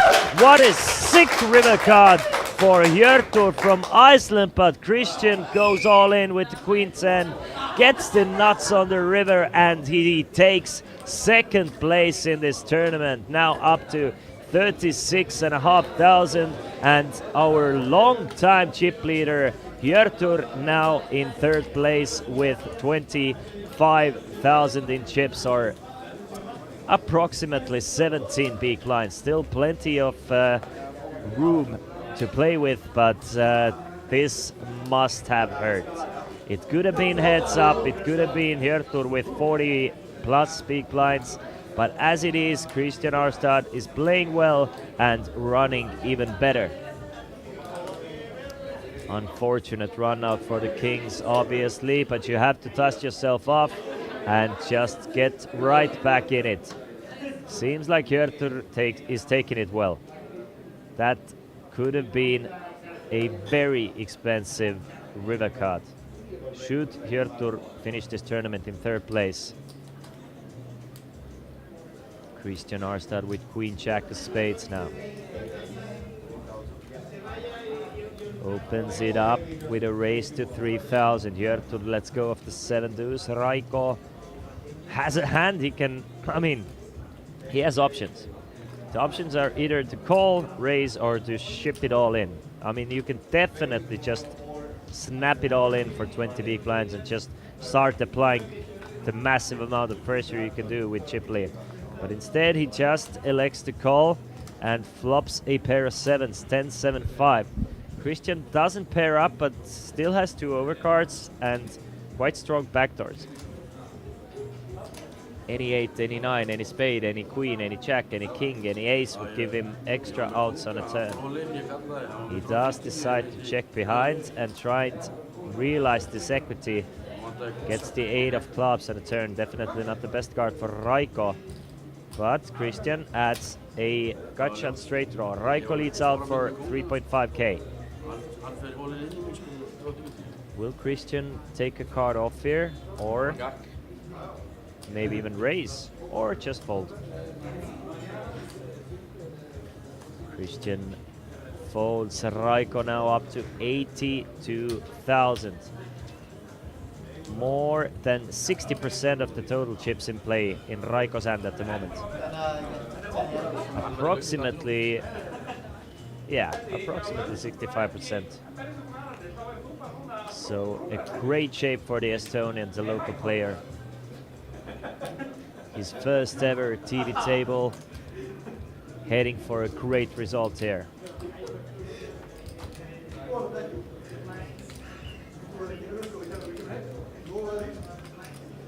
Blinds 1k, 1500. Big blind ante, an extra 1500. 3 players. Hjörtur finally gets a decent hand. Now, well, I mean, he got a decent hand with kings, but he ended up doubling his opponent up with it. Gets a hand to open the button with, at least. Ace jack of hearts. Gets rid of Raiko. Oi, oi, oi, oi, oi, oi, oi, oi, oi. We might see another all-in, boys. We might see another all-in because it's Hjörtur opening with 16. Christian finds ace-10 off. I see an all-in in the future. Yes, there it is. Christian Arstad going all-in one more time, and one more time it's Hjörtur with the best of it. But this time it's Hjörtur all-in. Christian Arstad poised to be crippled after this hand. 50,500 chips in the middle. Christian Arstad needs a 10 to eliminate Hjörtur. Hjörtur needs anything but. There it is. It was looking good for Hjörtur, but Christian still with a straight draw, but no good to straight draw anymore. No shot. No shot. They find the last possible ace on the river, meaning that Christian Arstad gets a 1-outer on the river to split this pot. Both players with aces full of jacks, and I mean, if I'm Hjörtur, I must feel sick to my stomach. It was over on a turn, but finds the single out on the river one more time. It was Queen 10 against Hjörtur's kings. Finds the jack on the river. Now it's ace 10 against Hjörtur's ace jack.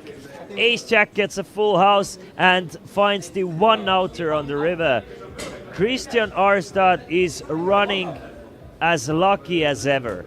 I have very rarely see this kind of luck in this short of a time, but I mean, if I'm Christian Arstad, I mean, I feel like I'm poised to win this one. Christian, if you don't win it, you suck.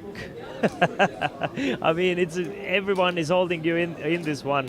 You have the gods in your favor. You have all the luck as possible. You have all the skill needed to win this one. I mean, it has to happen, doesn't it? Of course, Raiko has something to say about it. Hjörtur, he has already had a lot to say about it, but he's been just super unlucky. 3 and a couple of 4s on a flop. Queen 7 against Hjörtur's King 6.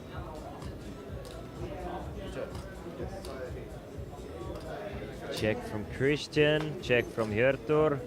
8 of spades on a turn.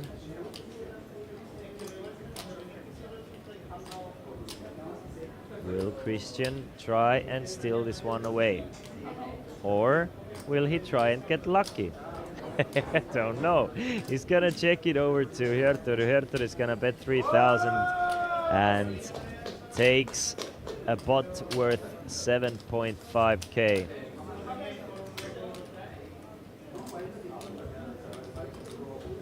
Evens the stacks a little bit. Raiko, our runaway chip leader with 54 big blinds. Rest of the field, or Christian and Hjörtur, 39 big blinds combined.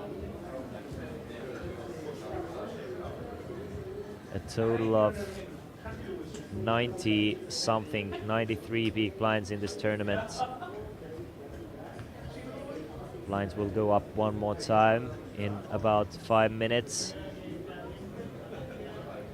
Still quite a lot of room. Still quite a lot of room to play with. Christian Arstad, ace-8 of clubs.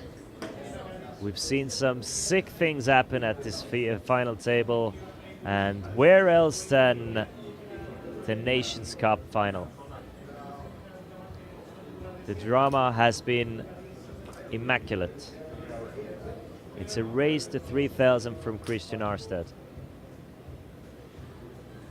Hjörtur makes the call from the small blind with 10-9 off. And Raiko is considering whether he should turn this check 3 into a bluff. Maybe he can steal this 9k in the middle. Or will he just let it go? Let it go. Nice! Nice! What a sick 3-bet. What a surprising 3-bet. I thought I was kidding, but if you're getting ace-8 suited to snap fold, then I mean, more of those 3-bets. I have to say I am very much impressed with Raiko's play ever since we made it to top 4. Obviously, this whole final table. Just sees an opportunity and takes it, and just picks up 9,000 extra chips. Well played. Well played, Estonian. That'll do, Biggie. That'll do. Now up to 90,000. I mean, it's kind of slipping away from the Nordic players.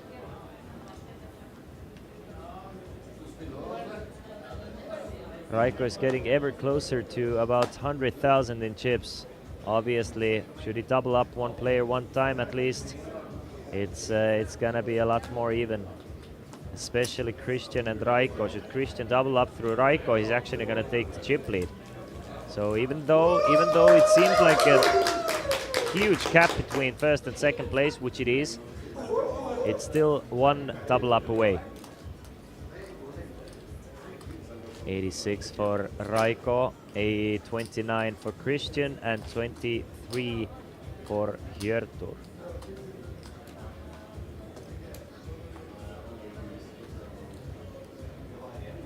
Christian being the most accomplished player of the three.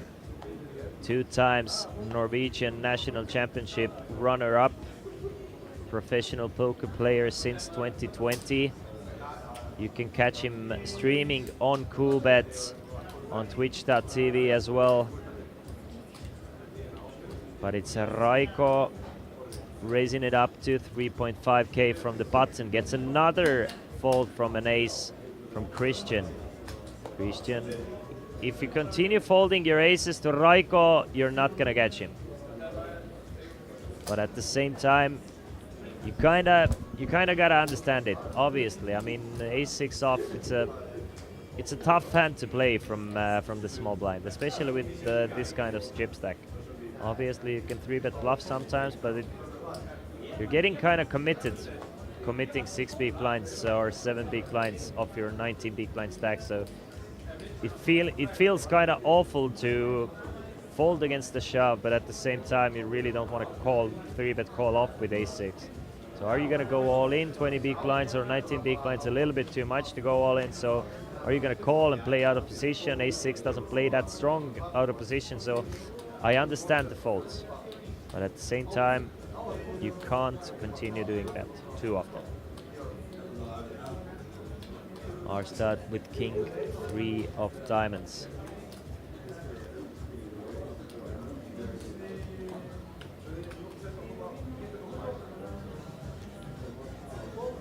Raises it to 3k. Hjörtur goes all in with his king queen, and Hjörtur takes, at least for now, back to second place. Christian Arstad, 25.5k.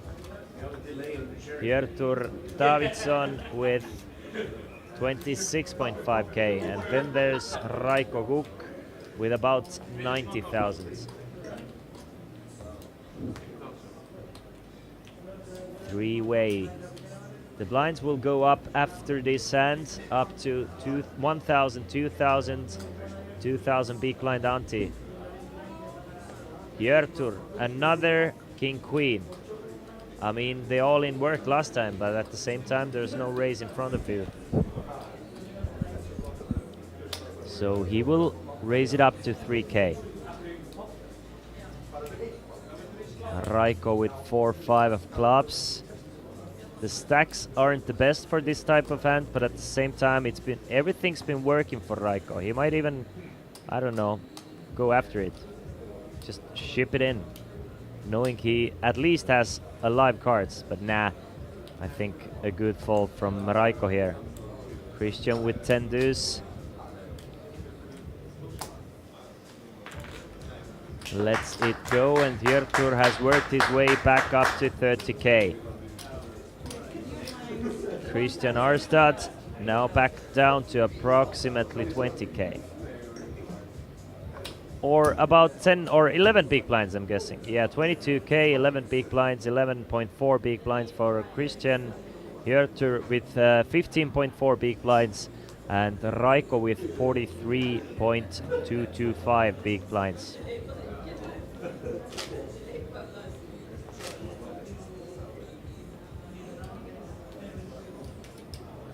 This is level 9 of the Nations Cup.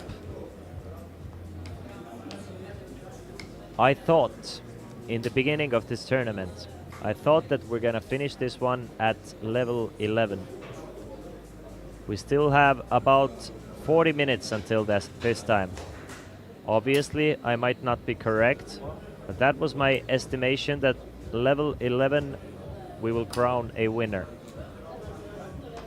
We played 9 or 8 20-minute levels thus far.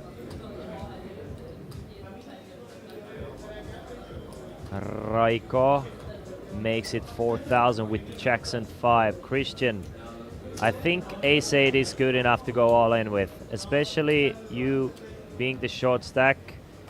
It's starting to slip away if you're giving away those 8-8s. So Christian is going all in. Raiko cannot call that all in. He's gonna save face a little bit. Makes it look like he's thinking about it. That is not opening complete garbage, but I mean, we're poker players. We know you're a chip leader. You're allowed to open with complete garbage, so it's fine.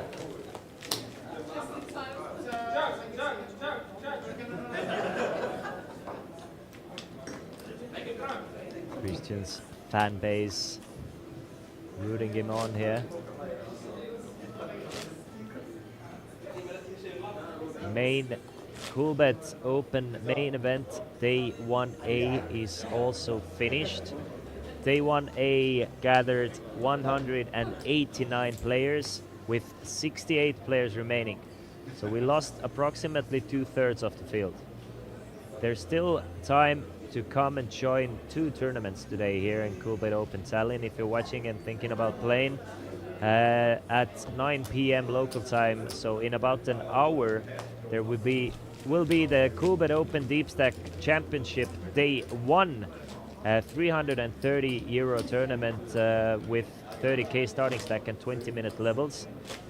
And at 11 p.m. local time, or approximately 3 hours from now, there will be the Acer Ziggy Zapper Jam Hyper Turbo Unlimited Re-Entry Tournament with 150 euro buy-in, 10-minute levels, 10,000 starting stack. It's gonna be a wild one, and I have already registered to the 150 euro tournament myself, so I wanna take part of Coolbet Open as much as I can.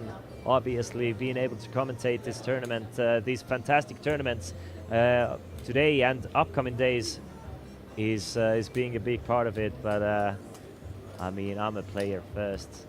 Obviously, I want to gamble with boys and girls here in Chesterfield Poker Club and Nordic Hotel.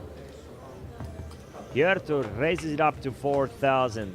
Christian defends with 8-9, and we see a flop of deuce 7-10. So an open-ended straight draw for Christian.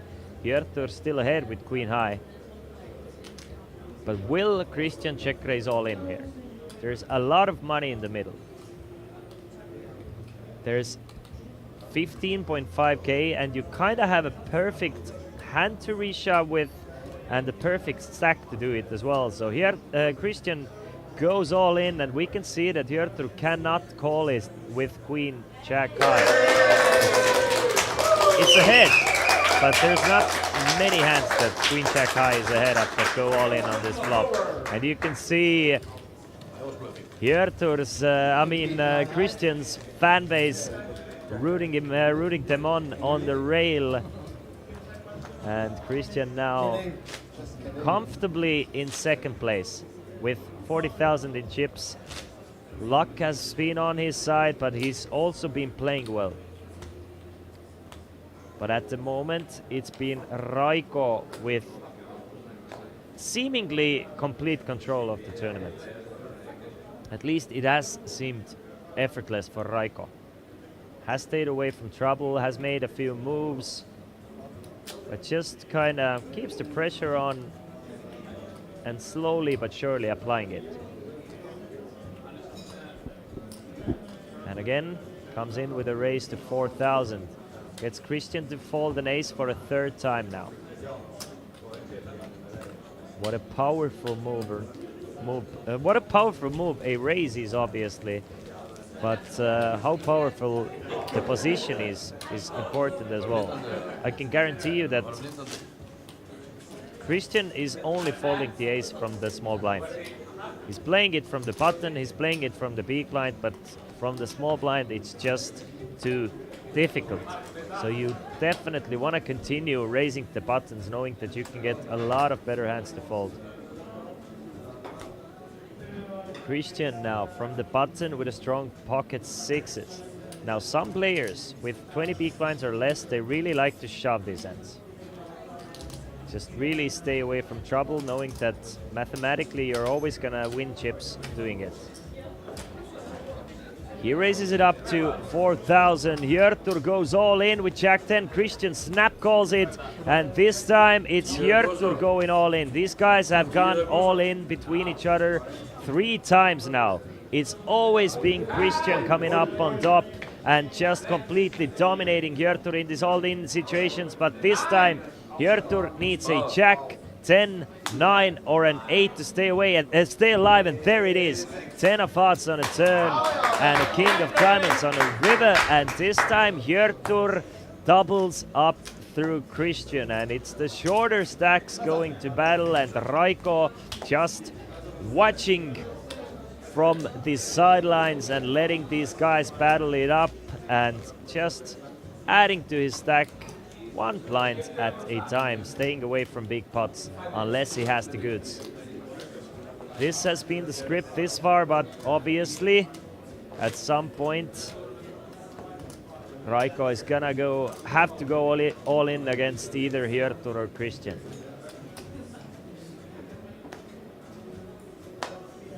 Hjörtur with pocket aces now. Nice couple of hands for the Icelandic player. Raises it up to 4k, gets Raiko to fold, definitely wants some action. Obviously wants some action. Doesn't get any action. And Hjörtur shows the aces for the amusement of the rest of the field. Raiko, you can see, even tighter than Christian and Hjörtur, even with the chip lead. But pretty evenly spread out PPIP. Hjörtur and Christian more active. You can see third place gets 3,500 euros, second place 5,500 euros, and the winner gets 9,500 euros and the Nations Cup trophy. Our 4th place finisher, Christian Gonzalez from Chile, he took home 1,500 euros. Raiko opens it up to 4,000. And another small one. Basically, you can guarantee when Raiko has the button, he's gonna come in with a raise. doesn't let the button go through without a fight.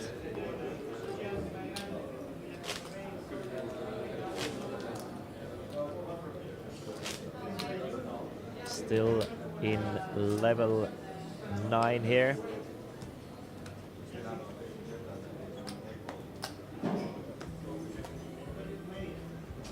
Christian Arstad. Jack 8 from the button, releases.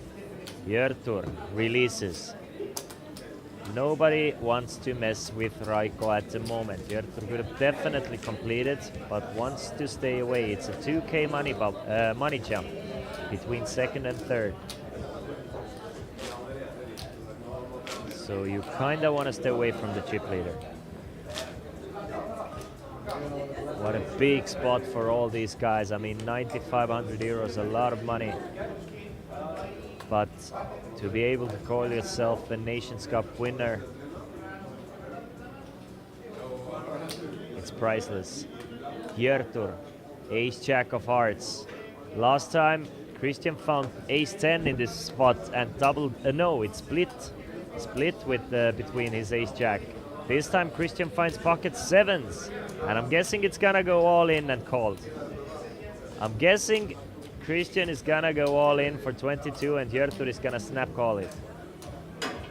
There it is, Christian going all in with the 7s, Hjörtur making the call with the ace-jack, and one more time we're gonna celebrate, but one of these guys is gonna celebrate. Hjörtur needs an ace or a jack to eliminate Christian, or will Christian double up one more time? And there it is, 7 on a flop, giving Christian a set of 7 Hjörtur needs. Running hearts, that is not a 7 of hearts, but look at this. Quad 7s for Christian, not flush for Hjörtur, and one more time Christian is gonna double up against the Icelandic opponent, now up to 40,000 in chips. And Hjörtur down to 6.5k, and he is crippled.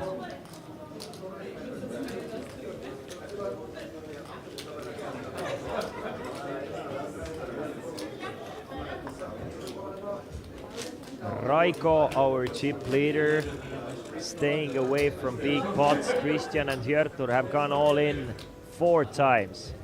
3 times out of those 4, it's Christian coming up on top. And I think Hjörtur told him that he's the luckiest guy he's ever played against. With a big smile. Raiko, queen 3, with a short stack on the big blind, doesn't want to go to battle. Christian Arstad finds the ace-king against his nemesis. And there's an all-in looming from Christian Arstad. He's going all in, or at least putting Hjörtur all in with a raise to 11,000. Hjörtur with 5 deuce. Will he make the call? Yes, he will. And for the 5th time, Christian and Hjörtur are all in. This time Hjörtur in dire straits with deuce 5 of diamonds. Needs a deuce or a 5, or we're heads up. King 6-6, all but seals it. Let's put a 4 of diamonds there. No, a deuce of spades, I mean, keeps things interesting. No shot! What is going on in this tournament? Can you believe it? Can you believe it? It's a 5th all-in between those guys, and every time the shorter stack doubles up, Christian flops top 2 pair, basically 97% to win this pot, and Hjörtur finds running deuces to make a better full house and stay in this tournament with 21,000. Still the short stack, but still in it to win it. Enjoying the show? Enjoying the show is what they say to Raiko, and Raiko is literally just enjoying the show from the sidelines at the moment. But he's happy. He's maintaining the 90k chip stack, which is important. Christian doesn't even want to raise with a suited king, so Raiko is getting a lot of walks. Raiko actually had a monster from the big blind as well with the pocket nines. In 5 minutes, the levels will go up to 1,000, 2.5k.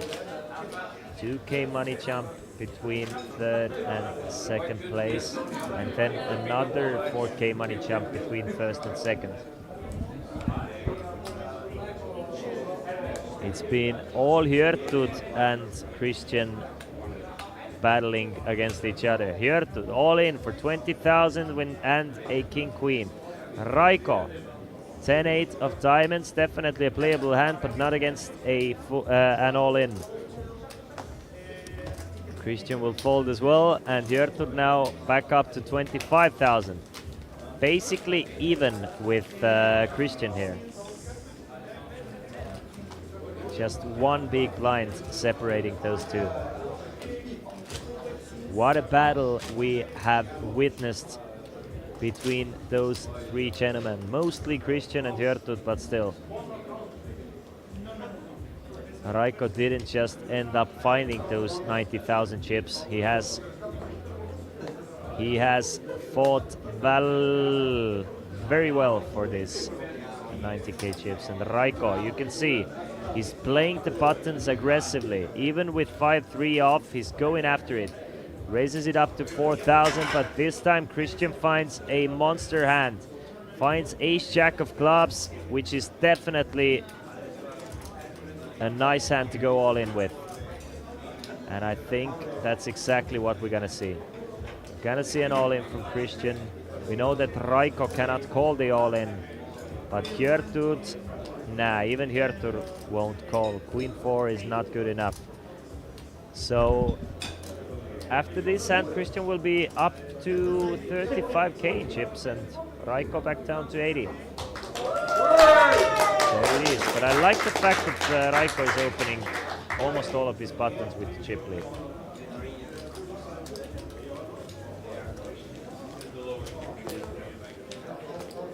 Average stack at the moment is about 25 big blinds. We have a total of 70 big blinds still remaining in a tournament. So every pot is super important with the blinds and antes. 5k in the middle. Christian with an ace and a button should mean a raise is coming.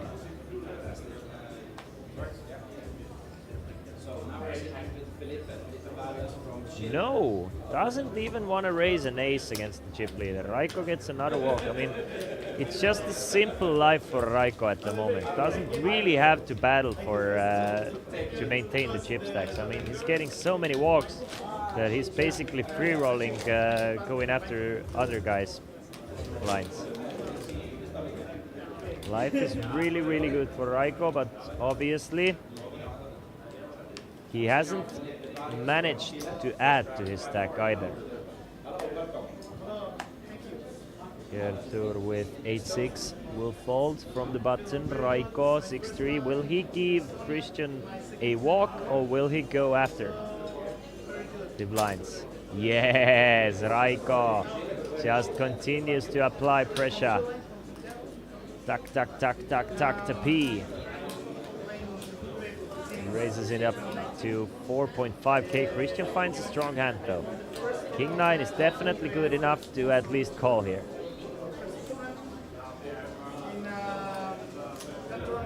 Christian will take the flop, so after a long while it's the first flop we've seen that is not an all-in. King, Queen and a 7 on the flop, so top pair for Christian. Raiko is all but out of it. Now the question is how much or how many more chips will Raiko lose to Christian here? I'm guessing this is gonna go something like 4.5k and a decently quickly called by Christian. I don't think Christian needs to raise it up on the flop or do anything but call here. Instead it's a bet of 5.5k. Christian has the 9 of hearts for safety as well to just call here. If Raiko is bluffing, let him continue bluffing. 9 of hearts eliminates quite a few combo draws from Raiko's range as well. So Christian will make the call. 22,000 in the middle. 6 of clubs on the turn, giving Raiko now bottom pair. Could hit a 6 or a 3 on the river to take the lead, but I don't see any way of Raiko making it to the river. So unless Raiko goes all in here, he's not getting to the river, because Christian is going to defend this pair of kings, try and get some value, and Raiko will probably fold the 6.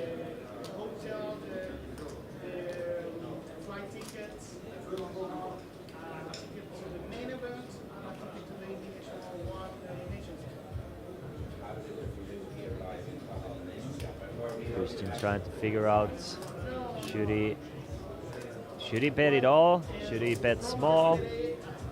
Should he bet at all? Will his opponent even call? Will it be his downfall?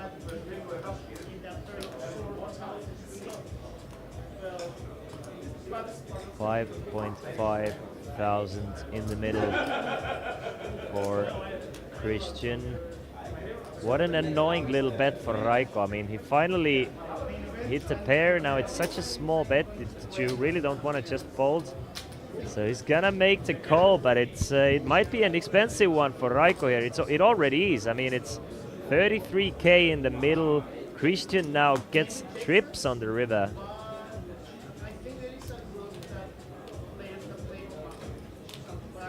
Checks it over to Christian. Christian is gonna go all in, and now the question is, will Raiko believe him? Because the most obvious draws all missed. The 10 jacks, the flush draws, everything missed. The 9-10s, the jack-9s, the ace-10s, all those hands. So Christian is basically saying that he has a king or a bluff, and he is all in for 18,000, and now it's up to Raiko to figure out, is Christian bluffing here? We can see that Christian has the trips, and Raiko would double him up should he make the extra 18,000 call.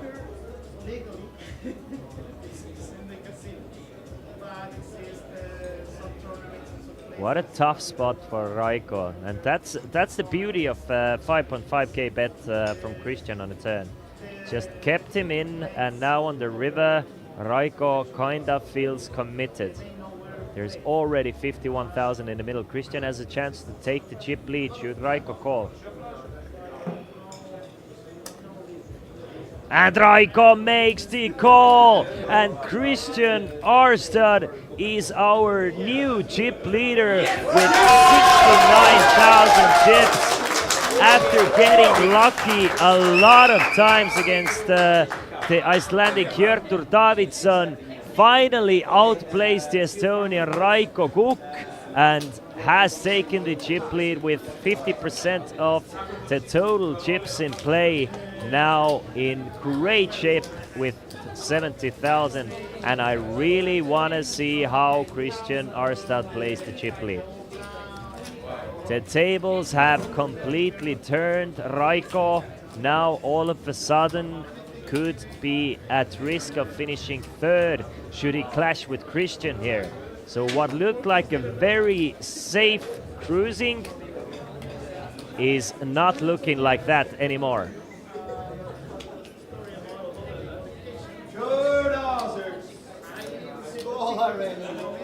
Hjörtur, our shortest stack, with 10 big blinds. The blinds have gone up to 1,200. So 1,200 are the new blinds. 6k in the middle with the blinds and antes every time. Raiko with 20 big blinds. Hjörtur with 8 big blinds. And Christian with about 27 big blinds. Let's call it 27 big blinds. Raiko, ever so aggressive from the button, makes another raise and gets some nice blinds and antes. Hjörtur now back down to 6 BBs. Christian chip leading. Raiko right on his tails. And Hjörtur needs a double up, and he needs a double up fast. And he needs it bad. But I mean, from what we've seen from this Nations Cup final, the short stacks are never out of it until they're actually out of it. Especially what we've seen three-handed. Christian folds. Hjörtur goes all in with the king 3 of diamonds, and Raiko probably cannot call. I mean, it's 9 deuce. It's a little bit too crappy of a hand, but you're getting decent odds. Your opponent is short stacked, but I mean, yeah, 9 deuce kinda seals the deal. So gives Hjörtur extra 5k here.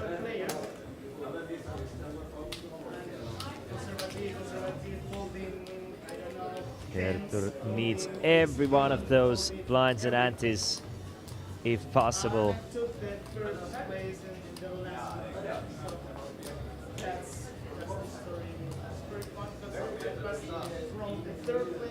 There is a flip or a free buy for you guys every single day that we're covering these tournaments.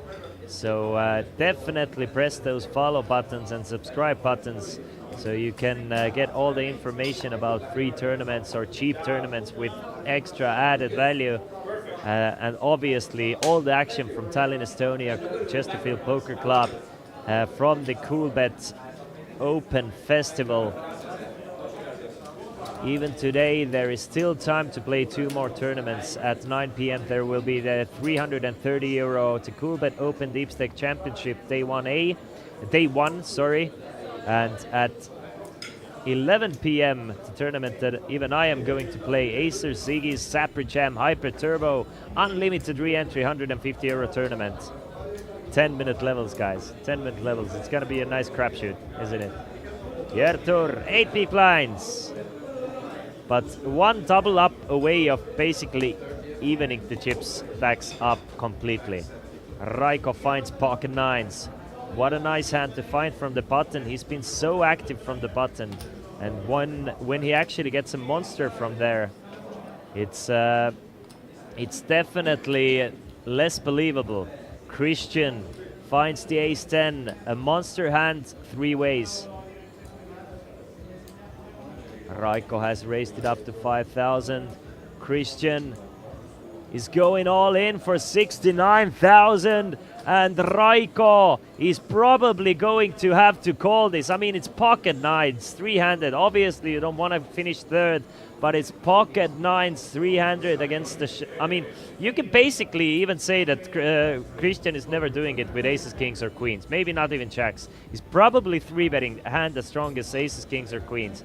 So, your 9s are in great shape. Obviously, every now and then, and quite often you're actually flipping here, but quite often at the... No shot! No shot! Raiko folds the 9s and basically hands Christian the championship on a silver platter. Raiko says that he doesn't want to play for it all. He wants to at least get one more money jump before putting it all in, and folds the 5th best poker hand against the single reshove for 20 big blinds. That is wild for me. That was the perfect opportunity for Raiko to take home the championship and play for it all. But it's Christian Arstad showing zero fear and just stealing it away from the fingers of the Estonian poker hero Raiko Kukk. I have to say that I am a little bit or a lot of bit surprised of the fold. But it's Hjörtur going all in with the Jack-9, and this time Raiko makes the call, and Hjörtur will be in a very tough spot to double up here. He's dominated from Raiko's King-9, and Hjörtur needs a Jack and a Jack only now. Needs it on the river, because now Jack won't help him, but 10 would give him a straight. Instead, it's the 6 of diamonds on the river, meaning that Hjörtur Davidsson from Iceland is our third place finisher. What a great showing from Hjörtur. And to be honest, he was by far the unluckiest guy. I mean, this guy ran awfully throughout this final table. He played awesome poker. Third place is what was in the cards for Hjörtur today. He will take home 3,500 euros, and it's gonna be either Raiko Cook from Estonia or Christian 6B Arstad from Norway, who will be our Nations Cup winner. Pretty evenly stacked. Christian has a slight chip lead with 32 big blinds against Raiko's 24 big blinds. It's heads up, mano a mano, and may the best man win. Awesome, awesome showing. I'm sure that Christian Arstad is super hungry for a win here. He has 2 second place finishes from Norwegian championships. Raiko basically has nothing to lose here. I mean, it's his best live cash ever. He's already played great, has done a great showing. So let's see who comes up on top. Levels are 1,000, 2,500 with a 2,500 big blind ante as well. So we don't lose the ante in a heads up play, which is awesome. Just changes the heads-up dynamics completely. It's just super important to at least limp the buttons. You can profitably limp any 2 hands with big blind ante on the button.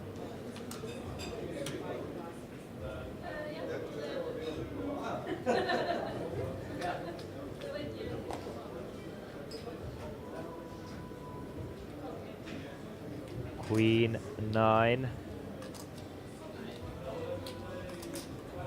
For Christian. He does make the call, and Raiko quickly checks back to Queen Jack.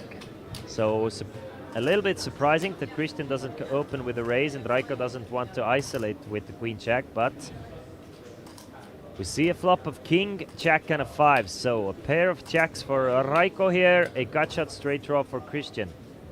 I expect a check, bet and a fold. There's the check, bet and a call, sorry. There's the bet and a call from Raiko coming up. 5, 4, 3, 2, there you go. There you go, everything is going according to the plan. Yes, yes, yes, yes, yes. 6 of spades on a turn, so.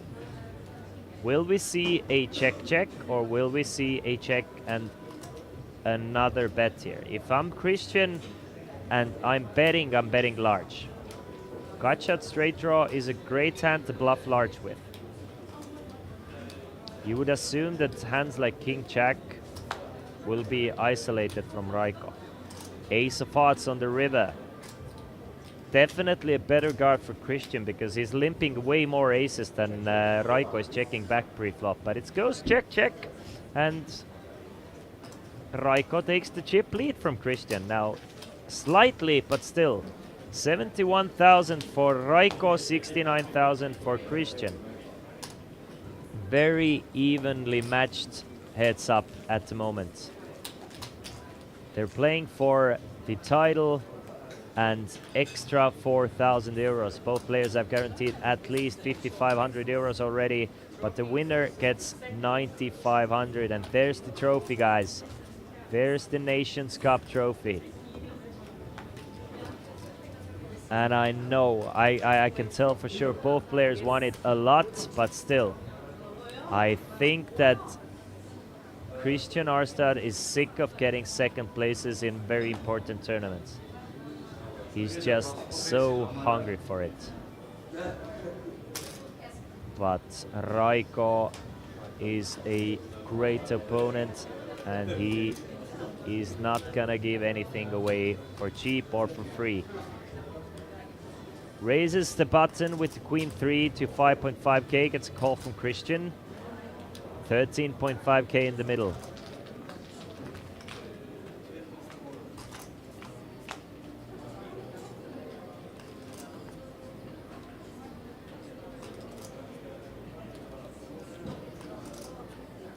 Queen, 4 and a 5 on a flop. So Christian gets outflopped from by Raiko. Raiko now with top pair. Christian with a gut shot straight draw and a backdoor flush draw. Christian can definitely check raise this flop. It's a great candidate to check raise with. Start applying pressure from the flop. You always have the deuce to follow back up on. The backdoor hearts. Instead, he makes the call. So 25k in the middle now. Christian needs an ace and or a deuce or running hearts or somehow to make Raiko fold. Gets the 5 of clubs. Checks it over to Raiko one more time. Will Raiko pot control and check back here? Or will he go for another bullet and check back to river? Probably Raiko is not going for 3 streets, but you know, we never know. Heads up, getting a pair is super difficult. So if you flop top pair, you kind of have to get max value. Raiko is betting 7.5k, and that's enough to get Christian to fold. So Raiko now separating himself from Christian a little bit. Turn to tables. Now Raiko up to 34 big blinds and Christian down to 22 big blinds. This is level 10 of Nations Cup final. Many months of poker to earn a seat at this final table, representing their country. And what a good job both of these guys have done.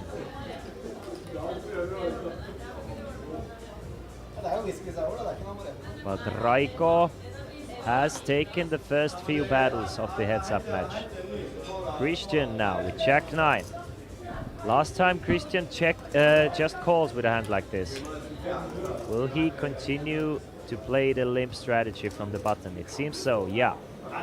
Christian makes the call for 1.5k extra. Raiko with Queen 10. By the way, Raiko instantly checked back Queen Jack suited, but now with Queen 10 against the limp, he raises it up. Raises it up to 6.5k, and Christian just folds the Jack 9. Very surprising to me. Very, very surprising. Jack 9 is not a bad hand, heads up. IMO.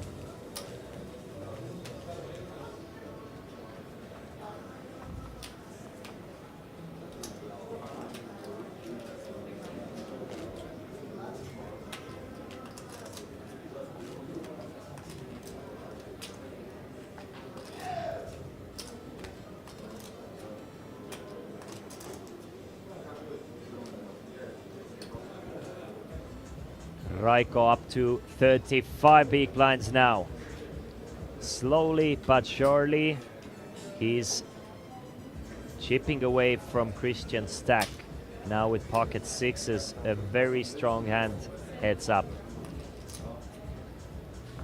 Raises it up to 5.5k, and Christian gives away another 5,000 chips with the big blind ante.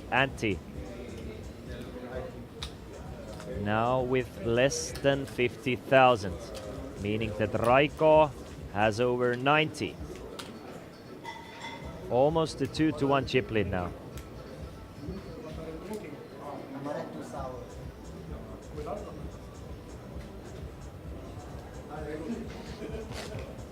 Even out still playing.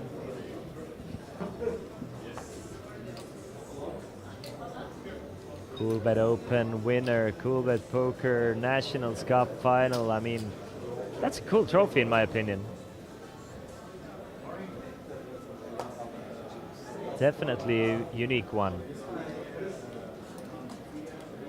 Christian with Queen 6 now. Needs to make something happen. Continues with the limping from the button. This time gets a check back from Raiko.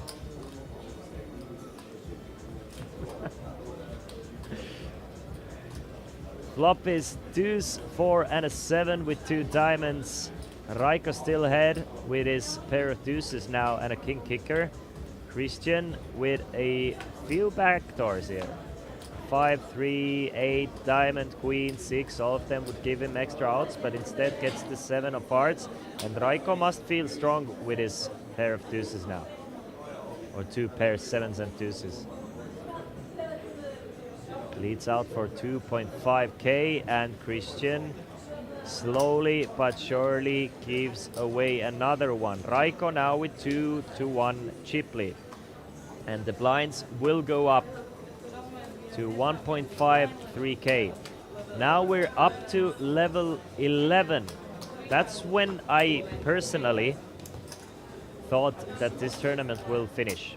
That level 11 will be the last level. We'll see if it really is the case, but it's starting to look this way. I mean, Christian left with 15 big blinds after the levels go up. Raiko with 32.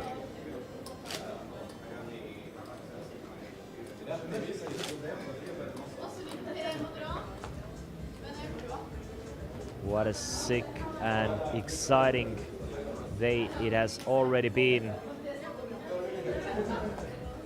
We've seen some great poker, some huge drama, and it's Raiko versus Christian trying to figure out who will be crowned the champion.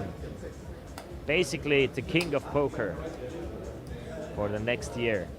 Raiko makes it 6,000. Christian finds a monster heads up.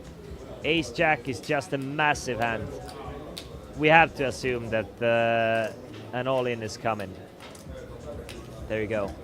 Christian goes all in for 42,000. Raiko with Queen 6 definitely cannot call the all-in. Unless he feels like gambling, which Raiko doesn't seem like a guy to randomly gamble. He's gonna fold the Queen 6 and the heads up continues.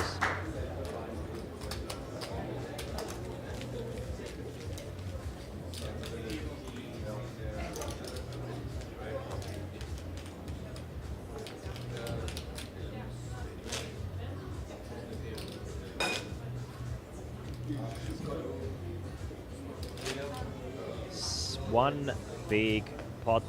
Something is in the air, boys and girls. With stacks like stacks as they are, I mean, not much needs to happen.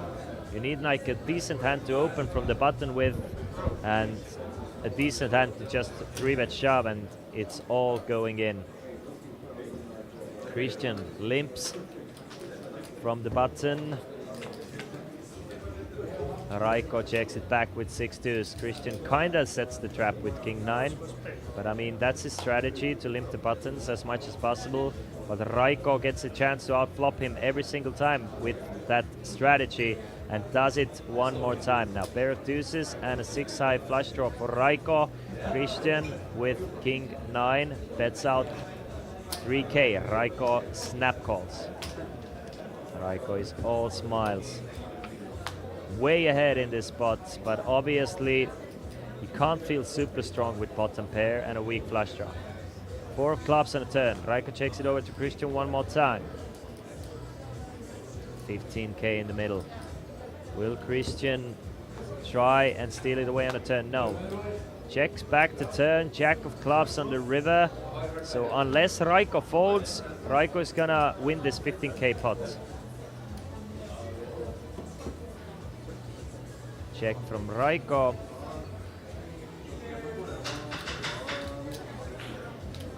And a check back from Christian. So Christian does not make Raiko to make a hero call here. So nice. Raiko now back up to almost 100,000 chips. 95,000 for Raiko, 45 for Christian, and again it's a 2-1 chip lead.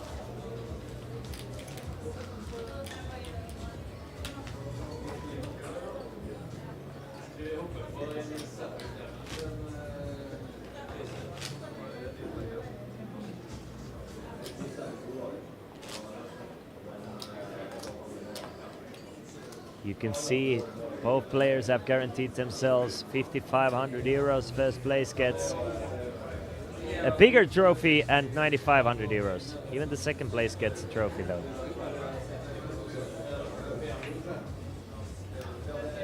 Raiko 10 deuce. Ripped oil. Tries to limp it. No, I think he's raising even. It seems like he is raising. Raises it up to 6.5k. Christian finds a hand to go all in with. And Raiko definitely cannot call with the 10 deuce, so Christian gets the small one. Now back up to 51.5k for Christian. Has approximately 10 people rooting for him on the rail. Definitely the crowd on his side, even though this is Raiko's home crowd. Being played here in Tallinn, Estonia. Raiko being the Estonian. It's Christian with even bigger support. But I'm sure all the Estonians watching from TV are rooting for the guy.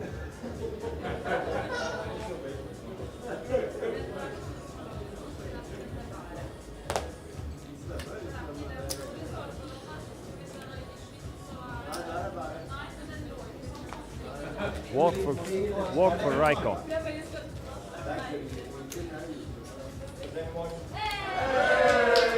He's back! He's back!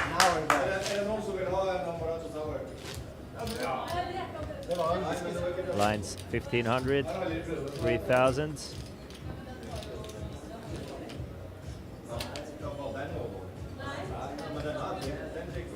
Raiko with pocket eights. Very, very strong hand heads up. We've seen Christian going all in with a hand like this 2 times already. He's been super active from the button as well. There you go. The chips are going in, guys. Christian has been very eager to 3-bet shove. He's definitely gonna 3-bet shove ace-10 all in, and Raiko has to call. I mean, you have to call with the eights. Obviously, Raiko folded 9s 3 ways, but you can say that there's like, okay, there was a short stack and you don't want to risk it. You want to definitely guarantee yourself extra couple thousand euros. But heads up, you're gonna have to call the all-in, and Raiko makes the call, and it all comes down to a flip. If Raiko's pocket eights will hold, he will be the Nations Cup champion, and the trophy stays here in Estonia. Christian needs an ace or a 10. The most important 5 cards of both of these guys' poker career. Christian needs an ace or a 10 and needs it on the river. Doesn't get it. Christian Arad adds another second place finish to his impressive resume, but it's all Raiko Kukk from Estonia. He is crowned the Poker Nations Cup final champion. Gets 9,500 euros and the awesome trophy to come along with it, and gets to call himself the Nations Cup winner. Congratulations to Christian 6B Arstad as well from Norway, second place and 5,500 euros. Hjörtur finished third for 3,500, and Christian Gonzalez finished fourth for 1,500. Congratulations to all the finalists. You have made your country proud. But it's this man, Raiko Kukk, who keeps the trophy here in Estonia. Ladies and gentlemen, this will bring our coverage to an end today. But tomorrow we will be back with the Deep Stack Tournament special from 9 p.m. local time. So in about exactly 24 hours, we will be live again with some sweet No Limit Hold'em action for a lot of money. Coolbet Open is only beginning, and we will be here with you for the next 4 days. My name is Christian Laas, and I'll see you guys tomorrow. Bye.